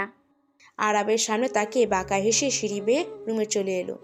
একটা শার্ট গায়ে জড়িয়ে নিয়ে নিচে নেমে এলো। তারপর শীতলকে সুইমিং পুলে এখনো বসে থাকতে দেখে এগিয়ে এসে তুড়ি বাজালো। তুড়ির শব্দে মাথা উঁচু করে তাকালো শীতল। বাইরে যাচ্ছি প্রায় 1 ঘন্টার জন্য। আমার অনুপস্থিতিতে যদি বাইরে যাওয়ার চেষ্টা করছো তো হাতে পা ভেঙে ঘরে বসিয়ে রাখবো। শীতলের দিকে আরেকটু ঝুঁকে শীতলের খুব কাছে আরাব। আরাবের নিঃশ্বাসের সাথে রুহির নিঃশ্বাসের সাথে বাড়ি খাচ্ছে। কখনো দূরে যেতে পারবে না, আমার কাছেই থাকতে হবে, কারণ তুমি শুধু আমার। শীতল গাল ধরে চুমু খেতে যেতেই শীতল ঘাড় ঘুরিয়ে নিল। আরাব দাঁতে দাঁত চেপে চোখ বুঝে রাগ কন্ট্রোল করার চেষ্টা করলো। শীতলের গাল চেপে ধরে ও ঠোঁটে ঠোঁট ছুয়ালো আরাব। শীতল ঠোঁটে আলতো জোরে একটা কামড় দিয়ে ছেড়ে দিয়ে চলে গেল। ইউ লুচ্চোম্যান, আমার ঠোঁটের উপর অত্যাচার করিস? তোকে তো আমি একদিন এমন শিক্ষা দিব, ভুলে আমার কাছে আসবি না। Crocodile mafia gang. Arman Mirza হেঁটে হেঁটে একটা কাচের দরজার সামনে দাঁড়ালো। দরজাটায় নিজের চেহারা স্ক্যান হতে হতে গেট অটোমেটিক খুলে গেল। চারদিকে গার্ড দাঁড় করানো। ভিতরে ঢুকতে হলো, আরেকটা দরজা পার করতে হবে। গার্ড মাথা দেওয়াল থেকে বের হয়ে আসলো। আরমান মির্জা বলে উঠল, স্যারের সাথে দেখা করতে এসেছি। আপনার পরিচয়? স্যারের ডান হাত। আমার নাম আরমান মির্জা। বলে উঠে আরমান মির্জা। লোকগুলো আরমান মির্জাকে একবার চেক করে ছেড়ে দিল। ওকে, ইউ ক্যান গো নাও। বলে উঠে গার্ড প্রধান। আরমান মির্জার সামনে হেঁটে যেতে লাগলো। আরমান মির্জা একটা কালো দরজার সামনে দাঁড়ালো। দরজা ধাঁধা দেওয়ায় সেটা মিলাতে পারলেই দরজা খুলবে, আর না পারলে দূর নিশানা তীরে আঘাতে মরতে হবে। আরমান মির্জা ধাঁধা মিলাতে দরজা খুলে গেল।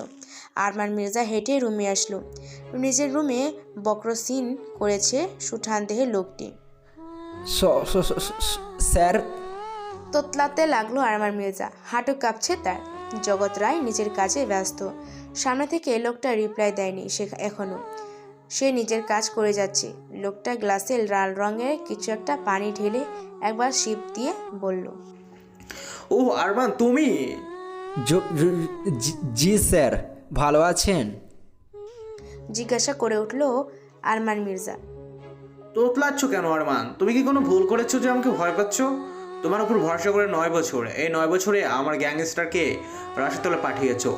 যেটার সাথে বকরি সিন করেছিল সেটার মধ্যে লাশ ছিল যা রক্তে মাখামাখি। ওটার আরমান মির্জার সামনে ছুঁড়ে মারলে থেতলে যাওয়া লাশটা বের হয়ে আসে। জগৎ রায় মাফিয়া টিমের লিডার রাজন কাম হিয়ার। চিৎকার করে ডাকলো জগৎ রায়। গার্ড প্রধান দৌড়ে ভিতরে আসলে, ইয়েস স্যার। এ লাশটাকে আমার হিংস্র কবির খাঁচায় দিয়ে আয়। বলে উঠে জগৎ রায়। জি স্যার। 3 জন গার্ড মিলে লাশটাকে উঠিয়ে নিয়ে চলে গেল। জগৎ রায় কাউকে ফোন করলো। আরাফ খান, সকল ইনফরমেশন চাই রাইট নাও।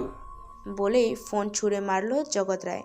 আরমান মির্জা দিকে চোখ রাঙিয়ে বলল, তোকে রাখছি আমার আলাতে, যা আমার রাতে 30টা মিটানোর ব্যবস্থা কর, দূর হ আমার চোখের সামনে থেকে। আরমান মির্জা ভয়ে তাড়াতাড়ি বের হয়ে এলো। এতক্ষণ মনে হচ্ছিল বাঘের খাঁচায় ছিল, এই যাত্রায় বেঁচে গেছে। দিনের সূর্য ডুবে রাত কালো আধার করে ঢেকে আরেকবার ভোরের বার্তা আসলো। শীতল আরামের সুন্দর ঘুমটা ভাঙল। ব্যালকনির রোদ বিছানায় শীতলের মুখের উপর পড়ল। শীতল এতে খুব বিরক্ত হলো। শীতল ফ্রেশ হয়ে নিচে নেমে টেবিলে বসলো। শীতলের খাবার টেবিলে দিয়ে গেল একজন সার্ভেন্ট। শীতল আর চোখে আশেপাশে চোখ বুলালো। না, কোথাও নেই লুচ্চু ম্যানটা। কোথায় আছে কে জানে। কালকে আরাফ চলে গেছে, যার পর কখন আরাফ এসেছে নিজের রুমে শুয়েছে সেটা শীতল জানে না। তাই খাবারটা এক কামড় বসিয়ে সার্ভেন্টকে ডেকে এনে জিজ্ঞাসা করলো, মিস্টার আরাফ খান কোথায়? তিনি এখন পরে পরে ঘুমাচ্ছে। বেলা তো অনেক হলো, এত লেট তো এর আগে হতে দেখিনি তাকে। ম্যাম, কাল রাতে ও স্যার বাসায় ফিরেনি। স্যার আসলে জানতাম, আর স্যার কখনো এত লেট করে ঘুম থেকে ওঠে না। সার্ভেন্টের কথায় শীতল কপালে ভাঁজ পড়ল। লোকটা নাকি কাল রাতে বাড়িতে ফিরেনি। তাহলে গেল কোথায়? শীতল খাওয়াটা আর খেলো না। খাবারটা রেখে উপরে চলে গেল।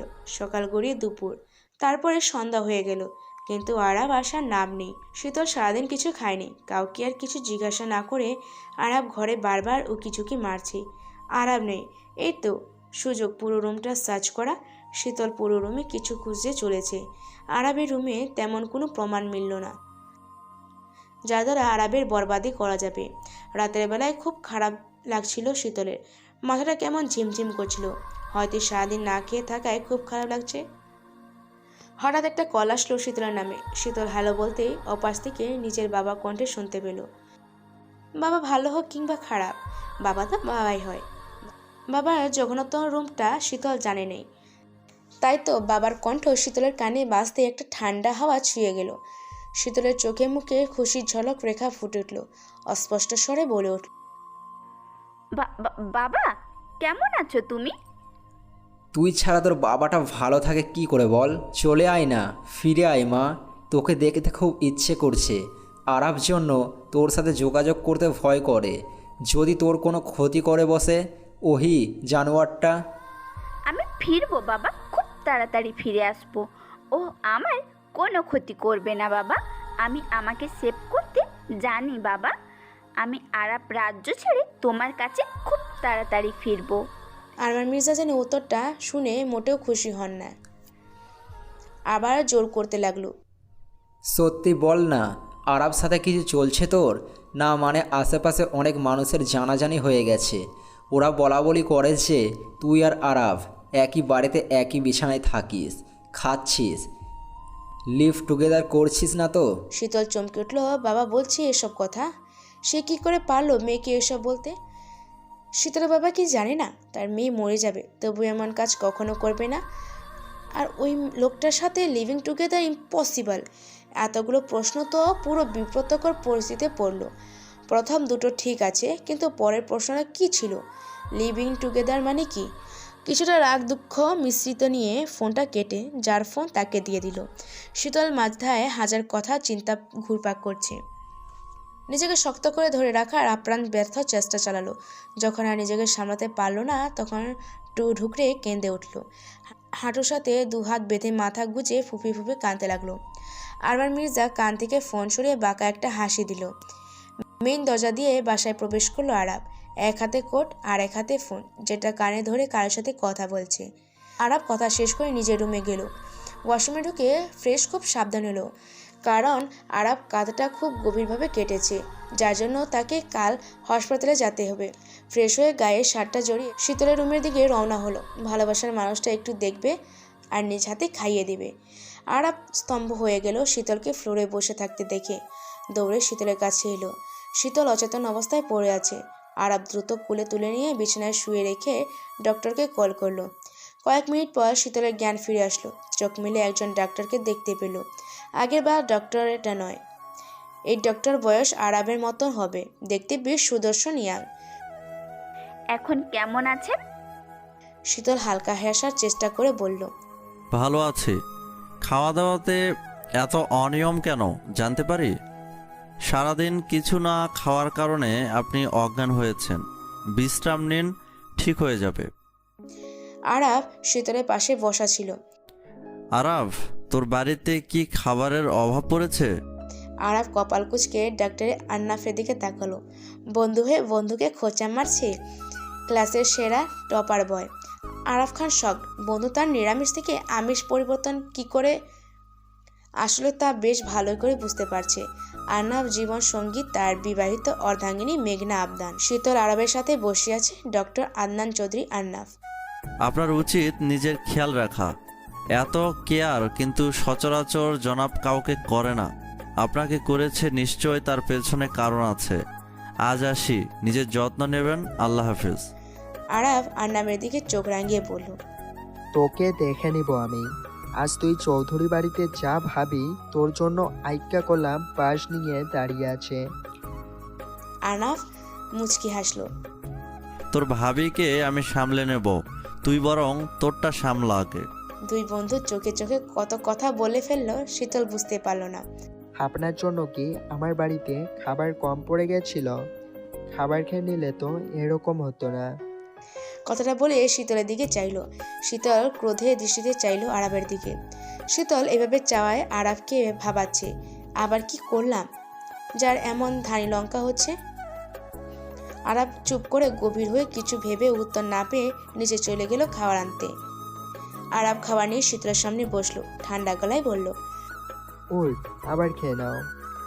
আমি খাবো কি খাবো না সেটা আপনাকে ভাবতে হবে না।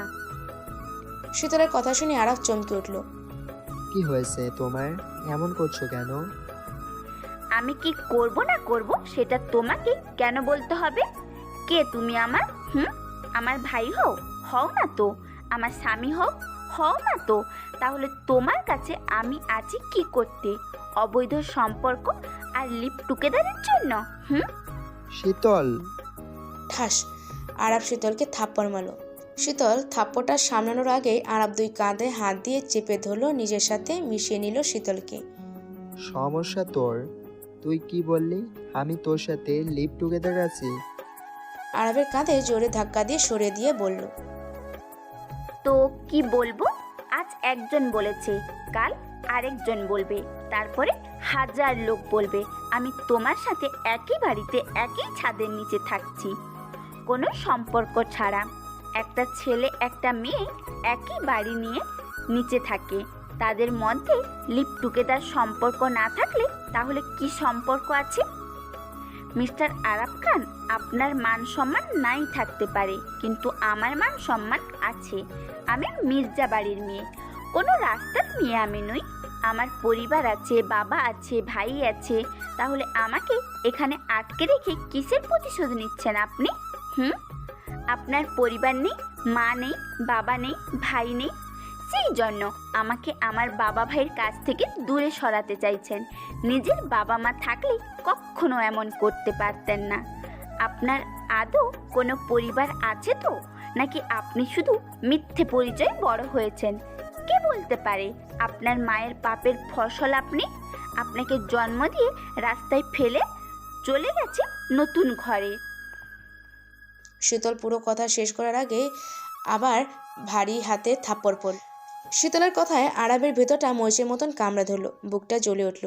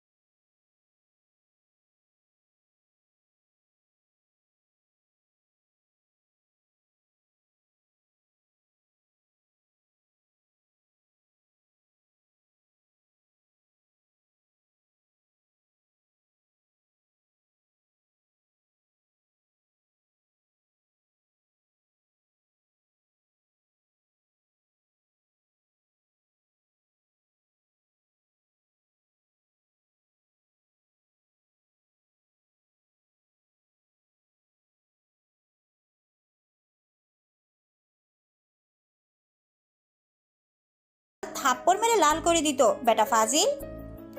আমার এত সুন্দর ড্রেস নষ্ট করলি কেন? টাকা বের কর, এক্ষুনি আমার ড্রেস কেনার জন্য টাকা দিবি। জানিস এটা কত মহল ঘুরে পছন্দ করে কিনে আজকেই পরলাম, আর আজকেই কিনা তুই সব বরবাদ করে দিলি। তুই জানিস আজকে আমাকে যেন প্রপোজ করতে চেয়েছিল, আমি কত সুন্দর একটু সাজুগুজু করলাম হ্যাঁ বলবো বলে, আর তুই কি করলি এটা? আম্মু গো, তোমার মেয়ের আর বিয়ে হবে না। চুপ, একদম চুপ। আমি কি এগুলো ইচ্ছে করে করেছি? আমি তো জাস্ট কপিটা নিয়ে আসছিলাম, তুই তো আসমান থেকে টপকে পড়লি, এতে আমার কি দোষ? নীলিমার বাচ্চাদের মতন ঠোঁট উল্টে কাঁদছে। আরহাম নীলিমার কোমরে টান দিয়ে নিজের সাথে মিশিয়ে নিল। এই একদম থোড় উল্টাবি না, তাহলে কামড় দেবো। আর কি বলি জানো, তোকে প্রপোজ করবে আর তুই নাচতে নাচতে অ্যাকসেপ্ট করবি? তোর সাহস কি করে হয় যেন প্রপোজ অ্যাকসেপ্ট করার? একদম জানে মেরে ফেলবো। এই যেন নাম মাথা থেকে ডিলেট কর, না হলে ফল ভালো হবে না। আরহাম নীলিমার কোমর খামচে ধরায় নীলিমার চোখ দিয়ে পানি পড়ে গেল। আমাকে যেন প্রপোজ করলে তোর কি আসে? তুই তো আমাকে আর ভালোবাসিস না, তোর তো নতুন নতুন মেয়ে গার্লফ্রেন্ড আছে। আমি কি তখন তোকে কিছু বলি? তাহলে আমার ব্যাপারে নাক গলাস কেন? কথাগুলো আঁখি ভরা নয়ন জল নিয়ে অভিমান গলায় বলল নীলিমা। নীলিমার কথায় আরহাম নীলিমাকে ছেড়ে দিয়ে দুই হাত প্যান্টের পকেটে ঢুকিয়ে চলে গেল। আর নীলিমা এক বুক হাহাকার নিয়ে তাকিয়ে আছে আরহামের চলে যাওয়ার পারানে। আরহাম নিজের কেবিনে এসে চেয়ারে বসে পড়ল। টেবিলের উপর দুই হাত ভর দিয়ে নিজের কপালে হাত বুলাচ্ছে। আরহাম নীলিমাকে ভালোবাসে অনেক আগে থেকে, কিন্তু মুখ ফুটে ভালোবাসি কথা প্রিয় মানুষটাকে বলতে পারেনি আরহাম। বলবে কি করে? নিজের বাবার জন্য এত দূরে এসে পড়ে আছে যাতে একটু ভালো থাকতে পারে। বাট আরহামের কপাল খারাপ। আরমান মির্জা আরাম কখন কার সাথে মিশে কোথায় যায় সব নজরবন্দি করে দিয়েছে। এর জন্য আরাম ভয় পায় তার বড় ভাইয়ের মতন যদি নীলিমাকে হারিয়ে ফেলে, নীলিমার ক্ষতি হোক এটা আরহাম চায় না। আরহাম নীলিমাকে দূর থেকে ভালোবেসে যাবে। নীলিমা মৃত্যু আরহাম পারবে না মেনে নিতে। তার বাবা জঘন্য খেলায় নীলিমাকে জড়াতে দিবে না, তার জন্য নিজেকে যতদূর সরিয়ে রাখা। আরহাম কষ্ট হলে মুখ বুঝে মেনে নেওয়া যায়, কিছু করার ছিল না। আরহাম অফিসের কাজ শেষ করে বের হতে নিলে শুনতে পেল শত শত করতালির আওয়াজ। কি হচ্ছে এগিয়ে দেখতে গিয়ে চমকে গেল। এ যেন এক প্রেমিক হৃদয়ের ক্ষতবিক্ষত লাশ। জেনে সবাই সামনে হাঁটু গেড়ে ডায়মন্ড রিং দিয়ে প্রপোজ করছে আরহামের ভালোবাসা মানুষটাকে। নীলিমা আরহামকে দেখে সমাসামনে হ্যাঁ বলে হাত বাড়িয়ে দিল। যে খুশি হয়ে রিংটা পড়েছে হাত ধরে কিস করে দিল। আরহাম আর পারল না সেখানে থাকতে, চলে গেল। বাসায় এসে শান্তি পাচ্ছে না, শুধু ভিতরে ভিতরে জ্বলে পুড়ে মরছে। আরহাম ভাবতে পারছে না তার নীলিমা তার নাই। আরহাম নিজে দগমগ হৃদয়ে ঠান্ডা করতে মদের নেশায় ডুব দিয়ে বসলো। মদ পারবে আরহামকে এখন ঠান্ডা করতে। ভাই শোনো, আমার বন্ধু রকি আজকে হাগু করে হুসু করে দেয়নি, টিস্যু নিয়ে কাম চালিয়ে দিয়েছে। আমি সেটা দেখে ফেলছি।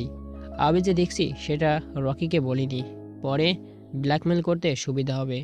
রকি আমাদের ক্লাসে সবাইকে জ্বালাইতো, তাই টাইট দিলাম। কি করছো তুমি? কি আর করব, পিছনে বসে শার্টে লিখে দিয়েছি আমি 1 আনার কানা, 2 আনার নানা, 3 আনার সানা। 3 টাকা দিলে চা খাবো, 5 টাকা দিলে ইস্যু করতে যাব, টাকা না দিলে টিস্যু দিয়ে কাজ চালাবো। সাহেল আরও কিছু বলার আগেই নিচ থেকে মা ডাকলো জুমার নামাজ পড়তে যাওয়ার জন্য। আরাব রেডি হয়ে বসে আছে। সাহেল রেডি হওয়া তো দূরে থাক, এখনও গোসল শেষ করতে পারেনি। আরাব ডেকে উঠল, সোহেল আমি চললাম, নামাজ দেরি হচ্ছে। আজকে তোর জন্য আমার নামাজ মিস যাবে। সাহেল বাথটবে বসে শাওয়ারে পানির মধ্যে বেলুন ফুলাচ্ছিল। আরব চলে যাওয়ার কথা শুনে তাড়াহুড়া করে ফ্রেশ হয়ে বের হয়ে আসলো। পাঞ্জাবি ছাদে ছিল। সাহেল দৌড়ে ছাদে যায় আর পাঞ্জাবি গায়ে দিতে দিতে আরবের পিছু হাঁটে। রাস্তার মানুষ হাঁ করে দেখছে। সাহেল ভ্রুকুচকে আরবকে জিজ্ঞাসা করলো, ভাই আজকে কি আমাকে বেশি হ্যান্ডসাম লাগছে? না মানে জোয়ান থেকে বুড়ি তুৎথুরি পর্যন্ত তাকিয়ে আছে। আরাব সাহিলের কথা শুনে পিছু তাকালো। এখন খেয়াল করতে চোখ কপালে উঠে গেল, কারণ সাহিল তাড়াহুড়ায় খেয়াল করেনি পাঞ্জাবির জায়গায় মায়ের ছাদে দেওয়া লাল পেটিকোট পরে চলে এসেছে। রাস্তার পাশে বড় আম গাছের আড়ালে লুকিয়ে বলল, আহারে গেল রে গেল, আমার মান সম্মান সব গেল। বজ্জাতগুলো আমার ইজ্জত হরণ করে নিল। ভাইয়ের ইজ্জত হেফাজত করো। আরাফ সেদিকে ভাইয়ের ভুলের জন্য মুখ টিপে হেসে দিল।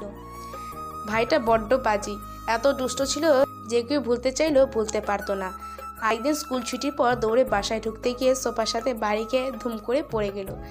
সাহিল রেগে সোফাটাতে লাঠি মেরে বলল, ব্যথা দিয়ে ওরা জায়গা পাস নয় তোরা, সব বাদ দিয়ে আমার ইয়েটাকেই ব্যথা দিস। ইস, আমার ইয়েটার উপর ঝড় বন্যা শিডিউর আসে কেন? হারিকেন নার্গিস বুলবুল ফাগনি আসলে কি খুব ক্ষতি হতো? আরাফ সোহেল আর বাবা মাকে নিয়ে সুখের দিন কাটছিল। হঠাৎ একদিন সব লণ্ডভণ্ড হয়ে গেল। সেই লণ্ডভণ্ডর জন্য আজ আরাফ বড্ড একা। সব কিছু তো ছিল, আজ তার জীবন অন্ধকারে ভরপুর। আরাফের মা থেকেও মা নেই, ভাই থেকেও ভাই নেই, আর বাবা সে তো একটা অমানুষ পরিণত হয়েছে। সুখের সংসার আজ ভেঙে তছনছ। আরাফের জীবন শীতলকে নিয়ে বাঁচার আশা করেছিল, কিন্তু শীতল একে একে সবটা শেষ করে দিচ্ছে। ভালোবাসা হয়তো আরাফের ভাগ্য নেই, তাই আরাফ যা সিদ্ধান্ত নেওয়া নিয়ে নিয়েছে, মুক্তি দিয়ে দিবে রাজ্জাতিকে। শীতল মন খারাপ করে বসে আছে, কোনো কিছু শান্তি পাচ্ছে না। আজ 15 দিন হলো আরাফ শীতলের কাছ থেকে অনেক দূরে। আরাফ তার কথা রেখেছে, মুক্তি দিয়েছে আরাফের রাজ্য থেকে শীতলকে চিরদিনের জন্য।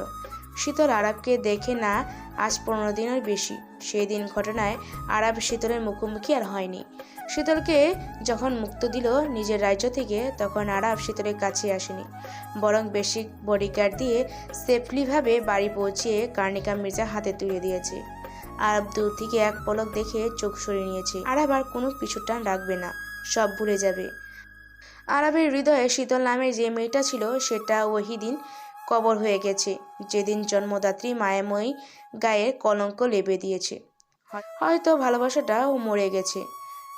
আরাফ শীতলকে দূর থেকে একতরফা ভালোবেসে যাবে। তাকে আর কোনোদিন বলবে না ভালোবাসি, খুব ভালোবাসি মায়াবিনী।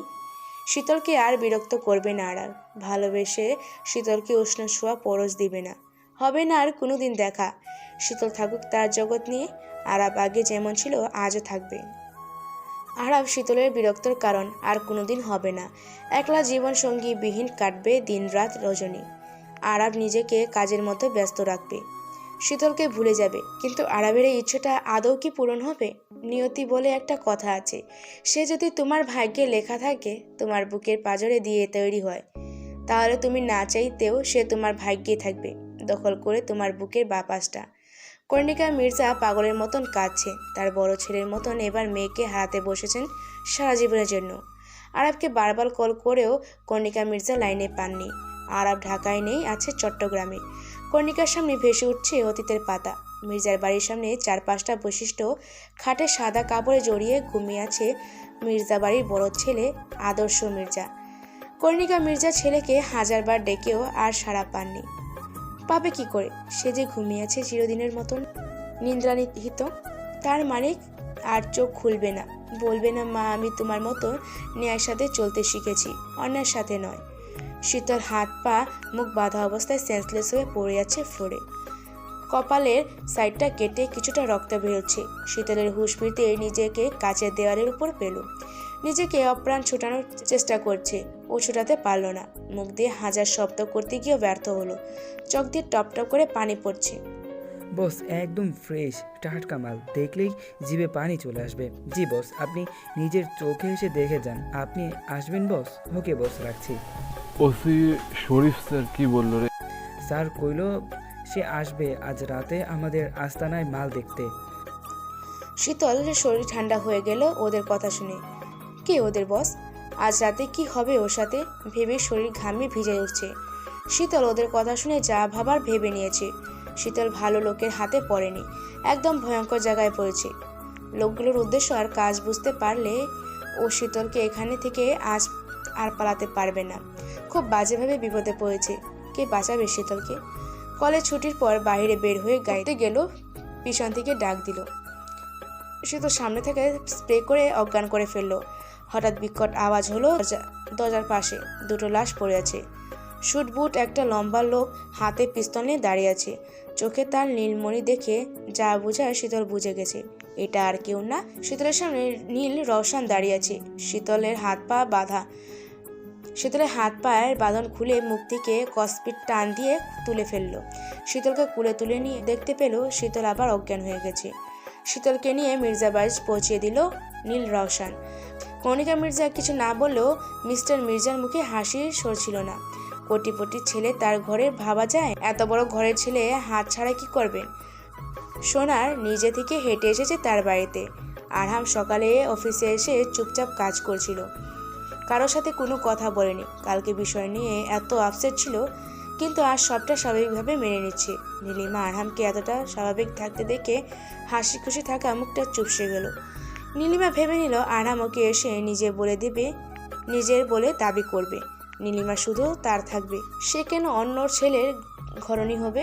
কিন্তু আরহাম আসেনি নীলিমার কাছে, একটাবার মুখ ফুটে বলেনি ভালোবাসি। তাহলে কি আরহাম নীলিমাকে কোনোদিনই ভালোবাসার নজরে দেখেনি? শুধু জাস্ট লাইক আ ফ্রেন্ড হিসেবে মানে? আরহামের নীরবতা নীলিমাকে একদম পছন্দ হলো না। নীলিমা এক প্রকার রাগে দুঃখে যেন কে বলবে তাদের বিয়েটা যেন আগামী মাসেই হয়। নীলিমাকে যেন ছেড়ে এক মুহূর্ত থাকতে না চায় বলে বিয়ে ডেট তাড়াতাড়ি করে আগ বাড়িয়ে আনা। আরহাম সবটা দেখেও চুপ কেন, কথা না বলে অফিসের ব্যাগ নিয়ে বের হয়ে গেল সবার সামনে থেকে। নীলিমা ছলছল নয়নে যাওয়ার প্রাণে তাকিয়ে রইল। তুই কি কোনোদিন বুঝবি না আরহাম, আমি তোমায় কতটা ভালোবাসি? তুমি ভালোবেসে আমাকে আপন করবে কি না সেটা সম্পূর্ণ তোমার সিদ্ধান্ত, বাট আমি তোমার পিছু আর ছাড়ছি না। হয় তুমি আমায় আপন করবে, না হয় সারা জীবনের মতো হারাবে। আমি অপেক্ষা করব আমার বিয়ের আগ মুহূর্ত পর্যন্ত। এর মধ্যে তুমি যদি না আসো তাহলে সারা জীবনের মতো তোমার নীলিমাকে হারাবে। সেই দিন তোমার নীলিমার পৃথিবীর মায়া ত্যাগ করবে। বাবার ষড়যন্ত্র ফাঁদ আর নীলিমার ভালোবাসায় দুটোই দুটানায় ফেলেছে। কি করবে বুঝতে পারছে না আরহাম। ভালোবাসা কখনো হাসায় আবার কখনো কাঁদায়। কারো ভালোবাসা পূর্ণতা পায় তো কারো ভালোবাসা খেলাঘরে পরিণত হয়। ভালোবাসা সারা জীবনে একবার হলেও আসে। কেউ ভালোবেসে আগলে রাখতে জানে, আবার কেউ নদীর ভেলার মতন ভাসায়। আমরা অনেকেই আছি ভালোবাসা পেয়ে সেটা মূল্য দেই না, অবহেলা করি। যখন ভালোবাসার মানুষটা হারিয়ে যায় তখন হাজারো চেষ্টা করেও তাকে আর ফিরে পাওয়া যায় না। এটার জন্য শুধু আফসোস করি। আরহাম নীলিমাকে ভালোবেসে বলতে পারছে না ভালোবাসি। আর এদিকে নীলিমা তৃষ্ণতা কাকের মতন পথ চেয়ে বসে আছে। কখন আসবে তার ভালোবাসার মানুষটা, কখন বলবে সে ভালোবাসি। নীলিমা মনে হয় একটা ঘুমের মাঝে আছে। হয়তো ঘুম ভাঙলেই বুঝতে পারবে আরহাম নীলিমাকে বুকে জড়িয়ে ধরে ভালোবাসি কথাটা বলছে। কিন্তু না, আরহাম আসবে না। তবে কি আরহাম আর নীলিমার চলার পথ এই পর্যন্ত ছিল? ভালোবাসার দুটো মানুষ আলাদা হয়ে যাবে চিরকালের জন্য? নীলিমার বালিশের মুখ গুজে কাঁদছে। আরহামের মেসেজটা পাওয়ার পর আসেনি। কেন আরহাম, কেন কেন তুমি আসলে না? তুমি তো জানতে আমি তোমায় কতটা ভালোবাসি, তবু তুমি আমার থেকে মুখটা ফিরিয়ে নিলে কেন? তুমি বুঝলে না আমার ভালোবাসা। আজ আমার আর যেন এঙ্গেজমেন্ট হয়ে গেলে এখন আমি অন্য কারোর বাধ্যতা। একদিন তুমি ঠিকই বুঝবে যখন শুনবে আমি আর নাই এই দুনিয়াতে। তুমি হয়তো ভাবছো আমি যেন কি বিয়ে করে সত্যি সংসার করব, তাহলে বলবো ভুল ভাবছো তুমি। আমি বিয়ের পিঁড়িতে বসবো ঠিকই, কিন্তু এটা শুধুমাত্র তোমার সাথে, জেনের সাথে নয়। পবিত্র বন্ধন আবদ্ধ হতে গেলে তোমার সাথে হব। আর যদি তা না হয় তাহলে বিয়ের সাজে নববধূর বিয়ের পিঁড়িতে পৌঁছালেও বিয়ে হবে না। তোমার নীলিমা নিজেকে শেষ করতে দুবার ভাববে না। হয়তো তোমাকে আমার করে পাওয়া হবে না কোনোদিন, কিন্তু আমার সবটা জুড়ে তো তোমার বসবাস। যাকে ছোটবেলা থেকে পাগলের মতো ভালোবেসে এসেছি, যাকে ঘিরে হাজার স্বপ্ন ছিল, সেই মানুষটাকে ভুলে আমি নতুন করে ঘর সাজাবো তুমি ভাবলে কি করে? তোমার জায়গায় তোমারই থাকবে, সেখানে দ্বিতীয় কারোর পারমিশন নেই। হ্যালো স্যার, পাখি ফাঁদে পা দিয়েছে, একদম শিওর স্যার। পাখিটাকে এখন আমরা যেভাবে নাচাবো পাখিটা সেভাবে নাচতে বাধ্য। তাহলে পাখিটাকে আপনার কাছে পাঠাই, দেখলে জিভ লক লক করবে আপনার। পাখিটা আমার সাথে পোষ মেনে গেছে। আমি হোয়াটসঅ্যাপে পিক পাঠিয়ে দিচ্ছি, দেখে নিন। ওয়েল ডান মির্জা, তুমি আসলে বাপ নামের কয়েকটা হারামি। আমার সাথে সাথে থেকে ডাবল হারামি পায়দায় হয়েছো। নিজের মেয়েকে গুটি করে দেনা পাওনা করছো। এর আগে বড় ছেলেকে গুটি করে কত কিছু করলে, শেষ পর্যন্ত নিজের হাতে খুন করলে নিজের ছেলেকে। তোমার মেয়ে তোমার এই রূপ জানে না, জানলে কি হবে তোমরা ভেবেছো? কি যে বলেন স্যার, ও যখন জানবে ওর বাপ ভালো মুখোশের আড়ালে একটা শয়তান, তখন অনেক দেরি হয়ে যাবে। কারণ তখন তো বাংলাদেশ থেকে অনেক দূরে থাকবে, ভিন দেশে। তখন চাইলে বাংলাদেশে পা দিতে পারবে না। আমি মির্জা মানুষটা খুব খারাপ। নতুন নতুন কচকচে টাকার বান্ডিল না শুকলে পেট ভরে না।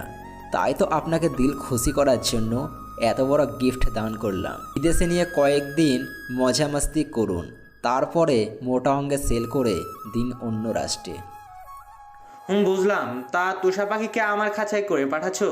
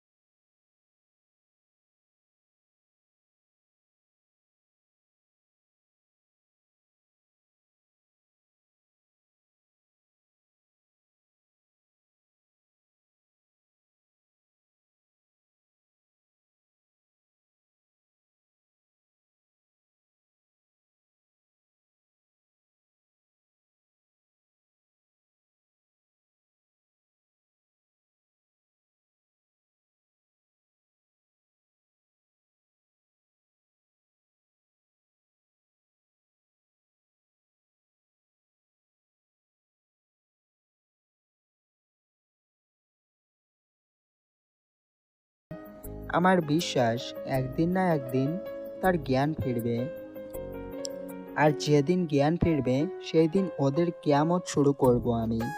এই আরব খান মৃত্যুর যন্ত্রণায় ওরা পাবে, যাদের জন্য আজ ওর এই অবস্থা। প্রত্যেককে আমি শাস্তি দিব, খুব ভয়ঙ্কর শাস্তি, আর সেই শাস্তি মৃত্যুর থেকে আরও ভয়ঙ্কর। আরাফের চোখের সামনে ভেসে উঠেছে অতীতের কিছু ভাই, দোস্ত, ইয়ারের সম্পর্ক। আরাফ, আন্নাফ আর ওর সাথে এই একটা মানুষ। হাজারো স্মৃতি রয়েছে, school life, college life, university লাইফগুলো। আরাফের চোখ লাল হয়ে গেছে, ওর শরীরে প্রতিটা গোড়ায় গোড়ায় রাগে রেডি করছে। ছাড়ব না, আমি কাউকেই ছাড়ব না। ওদের সবাইকে শাস্তি দিব, কেউ বাঁচতে পারবে না আমার হাত থেকে। তোর সাথে অন্যায় হওয়ার শাস্তি ভোগ করবে ওরা। আরাফ যখন এসব ভাবছিল ঠিক তখনই কল আসে। পকেট থেকে ফোন বের করে রিসিভ করে কানে ধরলো। হ্যালো স্যার, আপনি ঢাকা থেকে সরে যাওয়ায় আরমান মির্জা রঙিন ঘুড়ি উড়াচ্ছে।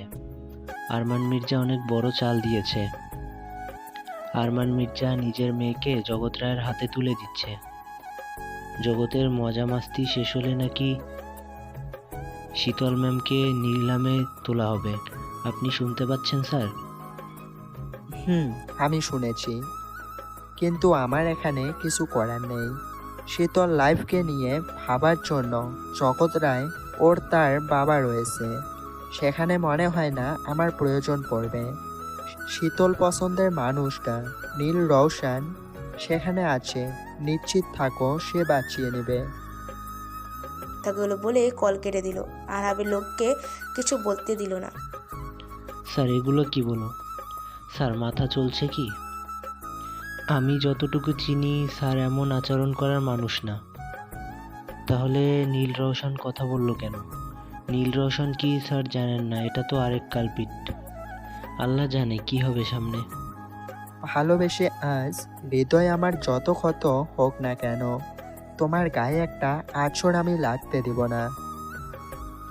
তোমাকে দূরে সরিয়ে রাখতে চেয়েছিলাম, তোমাকে ভালো রাখতে, কিন্তু আমি একটু চোখের আড়াল হতেই বিপদ তোমায় আগলে নিল। এবার সময় হয়েছে তোমার ব্যবস্থা করা।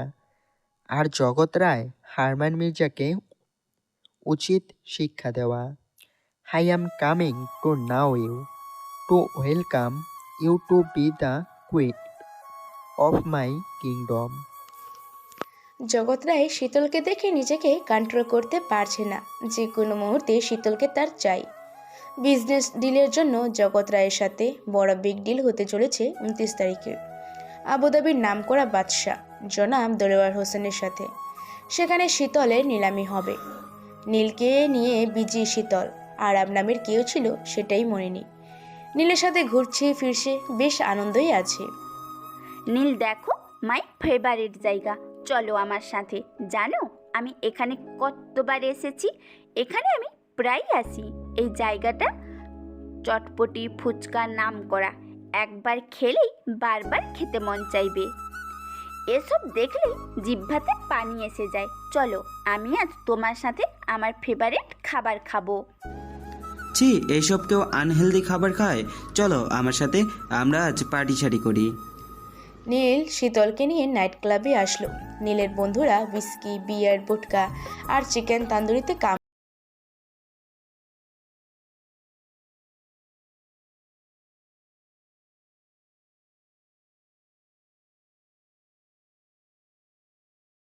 ফ্লোরে ডান্স করছে বন্ধুদের সাথে। কিছুক্ষণ পর শীতলকে ডান্স ফ্লোরে নিয়ে গেল। শীতলের গা ঘেঁষে অনেক ছেলেরা ডান্স করতে করতে ওকে টাচ করছে বিভিন্নভাবে। শীতলের এসব সহ্য করতে না পেরে চোখ দিয়ে অটোমেটিক পানি চলে আসে। নীলকে ডাক দিলেও শীতলের দিকে ফিরেও তাকায় না। তার মেয়ে বন্ধুর সাথে সে ব্যস্ত। শীতল আর সহ্য করতে না পেরে নেমে আসতে নিলে দুটো হাত সব ছেলেদের টাচ থেকে আলাদা করে নিজের সাথে মিশিয়ে নেয় সেফলিভাবে। শীতল মুখ ফুটে কিছু বলতে গিয়েও থেমে যায়। লোকটি শীতলকে নিজের সাথে মিশিয়ে মিউজিকের তালে তালে নাচছে। শীতলের নাকে ভেসে আসে সেই পরিচিত পারফিউমের ঘ্রাণ। শীতলকে মনে করিয়ে দিচ্ছে পারফিউমের ঘ্রাণ ওর খুব কাছের কারো আপনজনের। এর আগে এইটার সুবাস নিজের নাকে পেয়েছে অনেকবার। শীতল পুরুষটির মুখ দেখতে পারছে না, কারণ তার মুখে মাস্ক লাগানো। শুধু চোখ দুটো দেখতে পেরেছে। চোখের ভাষা বলেছে না পাওয়ার একতরফা ভালোবাসার কথা। কিন্তু শীতল কি বুঝবে এই পুরুষটার না পাওয়ার ভালোবাসার কষ্টটা? গান শেষে মুহূর্তেই শীতলকে ঘুরিয়ে দিয়ে চুল ব্যান্ডটা হাতে নিয়ে সবার ভিড়ে মাঝে হারিয়ে গেল সেই না দেখা পুরুষটা। শীতল হাজার চেষ্টা করেও আর দেখতে পায়নি কে ছিল সেই ব্যক্তি। নীলকে নিয়ে পার্টি শেষ হলে চলে আসে শীতল। রাতের জ্যোৎস্নায় আলোয় ব্যালকনিতে দাঁড়িয়ে স্নিগ্ধ চোখে দূরদৃষ্টিতে তাকিয়ে হাজার ভাবনায় ভাবছিল শীতল। নাইট ক্লাবে কে ছিল? সেটা কোনোভাবে আরব ছিল না তো? আরব নাম নিতেই কেমন যেন লাগলো শীতলের কাছে। একটা ভালো লাগা নাকি খারাপ লাগা বুঝতে পারছে না। কেমন অদ্ভুত ফিলিং হলো। আচ্ছা, আরবকে এখন আর দেখা যায় না কেন? নাকি ওই ঘটনার জন্য শীতলের মুখোমুখি আর হতে চায় না আরব? তবে কি সত্যি আরবের মনে শীতল একটু হলেও বিষাক্তময় গড়ে তুলতে পেরেছিল, যার জন্য শীতল আর আরব দুজনই দুই নৌকার মাঝি এখন? শীতল নিখোঁজ খবরটা আরবের কানেও পৌঁছে গেছে এবং এর পিছনে কেই বা কারা জড়িত তার সবটা ধারণা আরব করতে পারছে। আর আজ আগস্ট মাসের 29 তারিখ, তার মানে আজ রাতে খারাপ কিছু হতে চলেছে। আরবের দেহে যতক্ষণ প্রাণ আছে ততক্ষণ শীতলের কোনো ক্ষতি কেউ করতে পারবে না। আরব পিছনে বন্দুক রেখেই গায়ে কালো রঙের কোট জড়িয়ে রুম থেকে বের হয়ে গেল। আরব গাড়িতে বসার সাথে সাথে আরও 7টা গাড়ি আরবের নির্দেশে ফলো করে চলল টার্গেট মিশনে রয়্যাল পার্ভ হোটেল, যেখানে আজ নিলামের বলি হবে শত শত মায়ের কলেজার টুকরোরা। শত শত মেয়েদের চিৎকার দেওয়াল ওপার থেকে এপার শোনা যাচ্ছে, তবুও কারোর মনে দয়া মায়া জাগেনি। মেয়েরা সত্যি কি ভোগ আর লালসার পূর্ণ? আর যারা মেয়েদের দাম ধরা কষাকষি করছে তারা কি ভুলে গেছে তারা কোনো না কোনো মায়ের সন্তান? 9 মাস গর্ভধারণ করে যে তোমাকে পৃথিবী আলো দেখালো সে তোমার মাতা ছিল, তোমার মা জননী। পৃথিবীতে নারী আগমন হয় একজন মেয়ে হিসাবে, কারো স্ত্রী হিসাবে, কারো মমতাময়ী মা হিসাবে। সে মা জাতিকে কলঙ্কর একটা দাগ লাগানোর আগে ভাবো না সে তো কারো না কারো ঘরের মেয়ে, বউ, স্ত্রী, মা। আহমেদের ইবনু ইনসু আবদুল্লাহ ইবনু থেকে বর্ণিত। রাসূল সাল্লাল্লাহু আলাইহি ওয়াসাল্লাম বলেছেন, জুলুম কিয়ামতের দিন অনেক অন্ধকারের রূপ ধারণ করবে। হাদিস 2285। চারদিকে আজ নিস্তব্ধতা, যেমন বিপদ আসার আগের পূর্বাভাস শোক মুহূর্তে পালন করে। কোনো আওয়াজ নেই, কোনো শোরগোল নেই। যেটা হচ্ছে সেটা মৃত্যুপুরী হতে চলেছে। এই মৃত্যুপুরী থেকে আদৌ কি কেউ বেঁচে ফিরে যাবে তো তাদের মায়ের কোলে, নাকি এখানে শেষ হতে চলেছে সব কিছু ইতি? নিলাম এক এক করে মেয়েদের জোর করে তুলেছে। মেয়েরা কথা না শুনলে 2-4টা থাপ্পড় পড়ছে।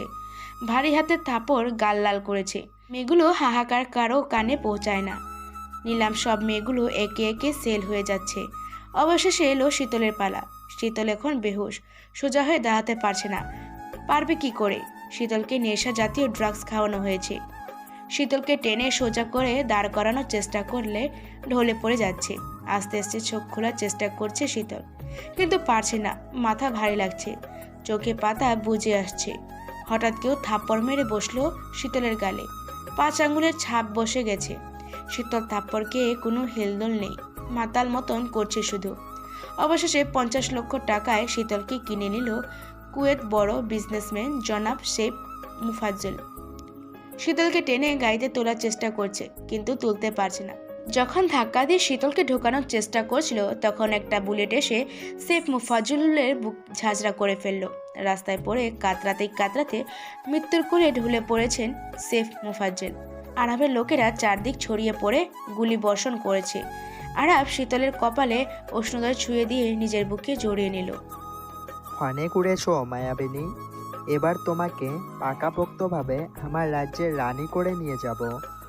আরব নিজের গাড়িতে শীতলকে শুয়ে দিয়ে লক করে বের হলো আরমান মির্জা আর জগৎ রায় বাদশাহ জনাব দলবার হোসেনকে খুঁজতে। প্রত্যেকটা রুমে চেক করে খুঁজে বের করতে পারলো। দরজা জোরে লাথি মেরে খুলে ফেললো বাদশাহ জনাব দলবার হোসেনকে।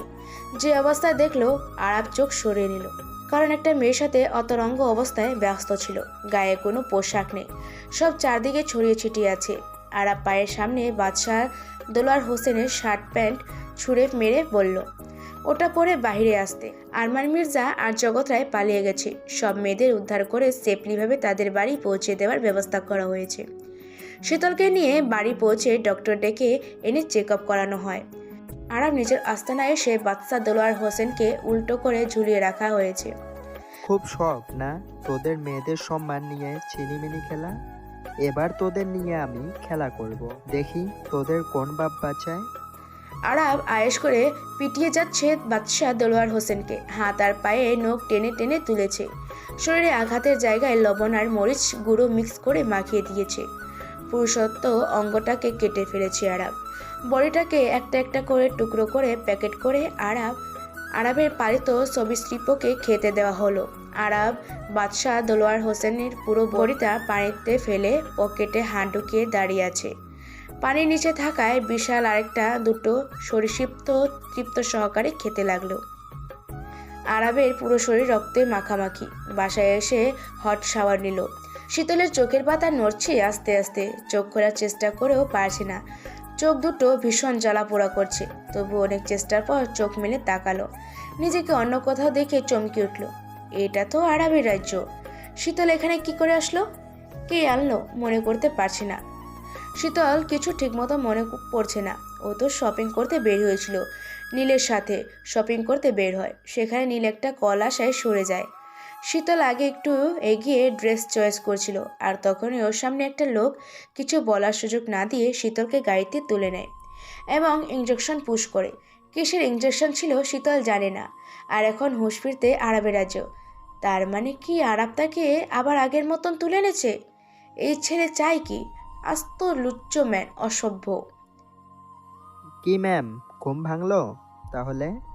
আমি তো ভাবলাম আজকে আর আপনার ঘুম ভাঙবে না। আপনি আপনি আবার আমাকে তুলে এনেছেন? আপনার কি একটু শরম নেই নাকি?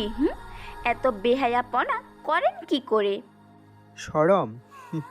শরম কি, সেটা খায় না মাথায় দেয়।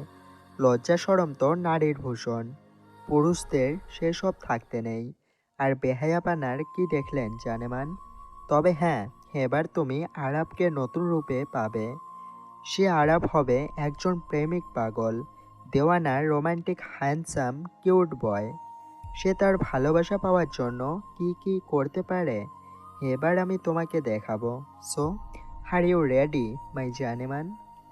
শীতল গোল গোল চোখে তাকিয়ে আছে, কেসটা কি বুঝতে পারছে না।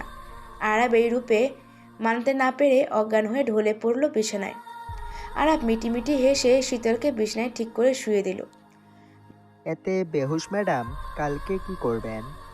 এখন সকাল হওয়ার পালা। নতুন সকালে নতুন রূপে আসবো আমি, পূর্ণ অধিকারের সাথে তোমার জীবনে। বধূ সাজে দুই হাতে বিয়ের বেনারসি পরে দৌড়াচ্ছে শীতল। তাকে পালাতে হবে, আরও জোরে পা চালিয়ে দৌড়াচ্ছে। শীতল দৌড়ে কমলাপুর রেল স্টেশনে এসে পৌঁছালো। কোনো রকম টিকিট কেটে নিজের সিটে বসে দম ছাড়লো। এখন নিজেকে মুক্ত খোলার আকাশের পাখি মনে হচ্ছে। শীতল আরবের রাজ্য থেকে আবারও পালিয়েছে। আজ আরব আর শীতলের বিয়ে ছিল। শীতল পরে জানতে পারে আজ বিয়ে, আর তাও আবার king in the city of মাফিয়ার সাথে। বধূ সাজে পার্লারে মেয়েরা সাজিয়ে রেখে গেল। নিজের ঘরের দরজা বন্ধ করে প্লেন মাফিক ব্যালকনি দিয়ে নেমে গার্ডদের চোখে ফাঁকি দিয়ে পালিয়ে এসেছে। একটু পর ট্রেন চলতে শুরু করলো আপন গতিতে। শীতল এখন বিপদমুক্ত ভেবে চোখ বুজে বসে রইল। কিছুটা পর ট্রেন চলার পর আবার ঝকঝক শব্দ করে বন্ধ হয়ে গেল। শীতল বুঝতে পারল না চলিত ট্রেন বন্ধ হলো কি করে। আশেপাশে কাউকে জিজ্ঞাসা করবে এমন কেউ নেই। সবচেয়ে অদ্ভুত লাগলো এখানে সব সিট খালি পড়ে আছে, কোনো যাত্রী নেই, শুধু শীতল রয়েছে। শীতল এত ভাবনার মাঝে একটা মানুষ তার মুখ বরাবর অপর সিটে এসে পায়ের উপর পা দিয়ে বসলো। কে বসলো সামনে? তাকে দেখতে গিয়ে শীতল চমকে গেল, কারণ বর্ষাজে স্বয়ং আরাব খান বসে আছে। শীতল আরাব খানকে দেখে কপাল বেয়ে ঘাম ঝরছে। শীতল একটা ঢোক গিলল। আরাব নিজের ঠোঁট কামড়ে ধরে শান্ত চোখে শীতলের দিকে ঘাড় বাঁক করে তাকালো। আরাবের শান্ত চাহনি শীতলের প্রাণ পাখিটা উড়াল দেওয়ার জন্য যথেষ্ট ছিল। কি জানেমান, পালাতে চেয়েছিলে? তুমি ভাবলে কি করে আমার রাজ্য থেকে তোমাকে এত সহজে পালাতে দিব? আজকে আমি তোমার সব কাহিনী আমার ঘরে বসে ল্যাপটপে দেখছিলাম। তুমি হয়তো ভুলে গেছো আরাব খানের পুরো বাড়ি সিসিটিভির মাধ্যমে কন্ট্রোল হয়। আমার বাড়িতে কোথায় কি হচ্ছে না হচ্ছে সবটা আমি ঘরে বসেই দেখতে পাই। তোমার সব কুকীর্তি আমি জাস্ট দেখছিলাম। তুমি আর কি কি করতে পারো। তোমার ট্রেন এই সাইডটা ফাঁকা কেন জানো? তোমার এই গুণধর প্রেমিকের জন্য আমি সবটা করেছি, ট্রেন থামানো আগ থেকে সবটা। তবে এটা আমায় মানতে হবে, আরাব খানের সাথে টক্কর দিয়েছো তুমি, তার ফল তোমায় ভোগ করতে সারা জীবন আমার অর্ধাঙ্গিনী হিসেবে। সো কাম, চল আমার সাথে। আজ আমাদের বিয়ে জানেমান, সেটা ভুলে গেলে চলবে। চলো। আপনি কি ভেবেছেন জোর করে বিয়ের পিঁড়িতে বসাবেন আর আমি নাচতে নাচতে বিয়ের পিঁড়িতে বসবো? নো নেভার, কখনো না। আমি আপনাকে কিছুতেই বিয়ে করব না, মরে গেলেও না। বিয়ে তো তুমি করবে, আর সেটা আমাকেই করবে, এবং আজ এই মুহূর্তে করবে। চলো আমার সাথে। আরাব শীতলকে ট্রেন থেকে টানতে টানতে নিয়ে গেল কাজী অফিসে। শীতল কিছুতেই কাগজে সই আর কবুল বলবে না। আরব বুঝে গেছে এই মেয়ে ওর কোনো কথাই শুনবে না।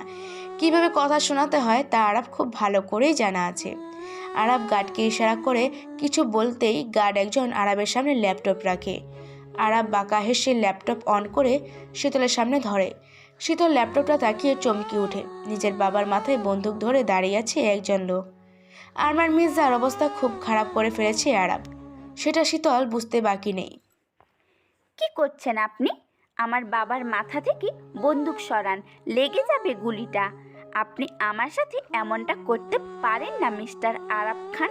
কি করতে পারি না পারি সেটা তোমার সামনে প্রমাণ রয়েছে। এখন তুমি ভাবো, তুমি এখন কি করবে?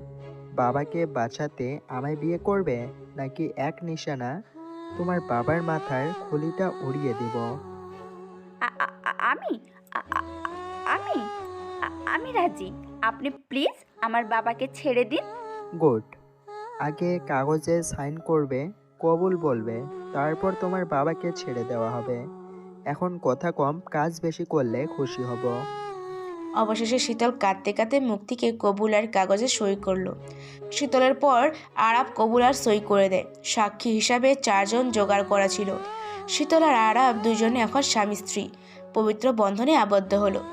সূচনা হলো নতুনভাবে পথ চলার। এই পথ চলা সুখে হবে নাকি দুঃখের হবে, এখন সেটাই দেখার পালা।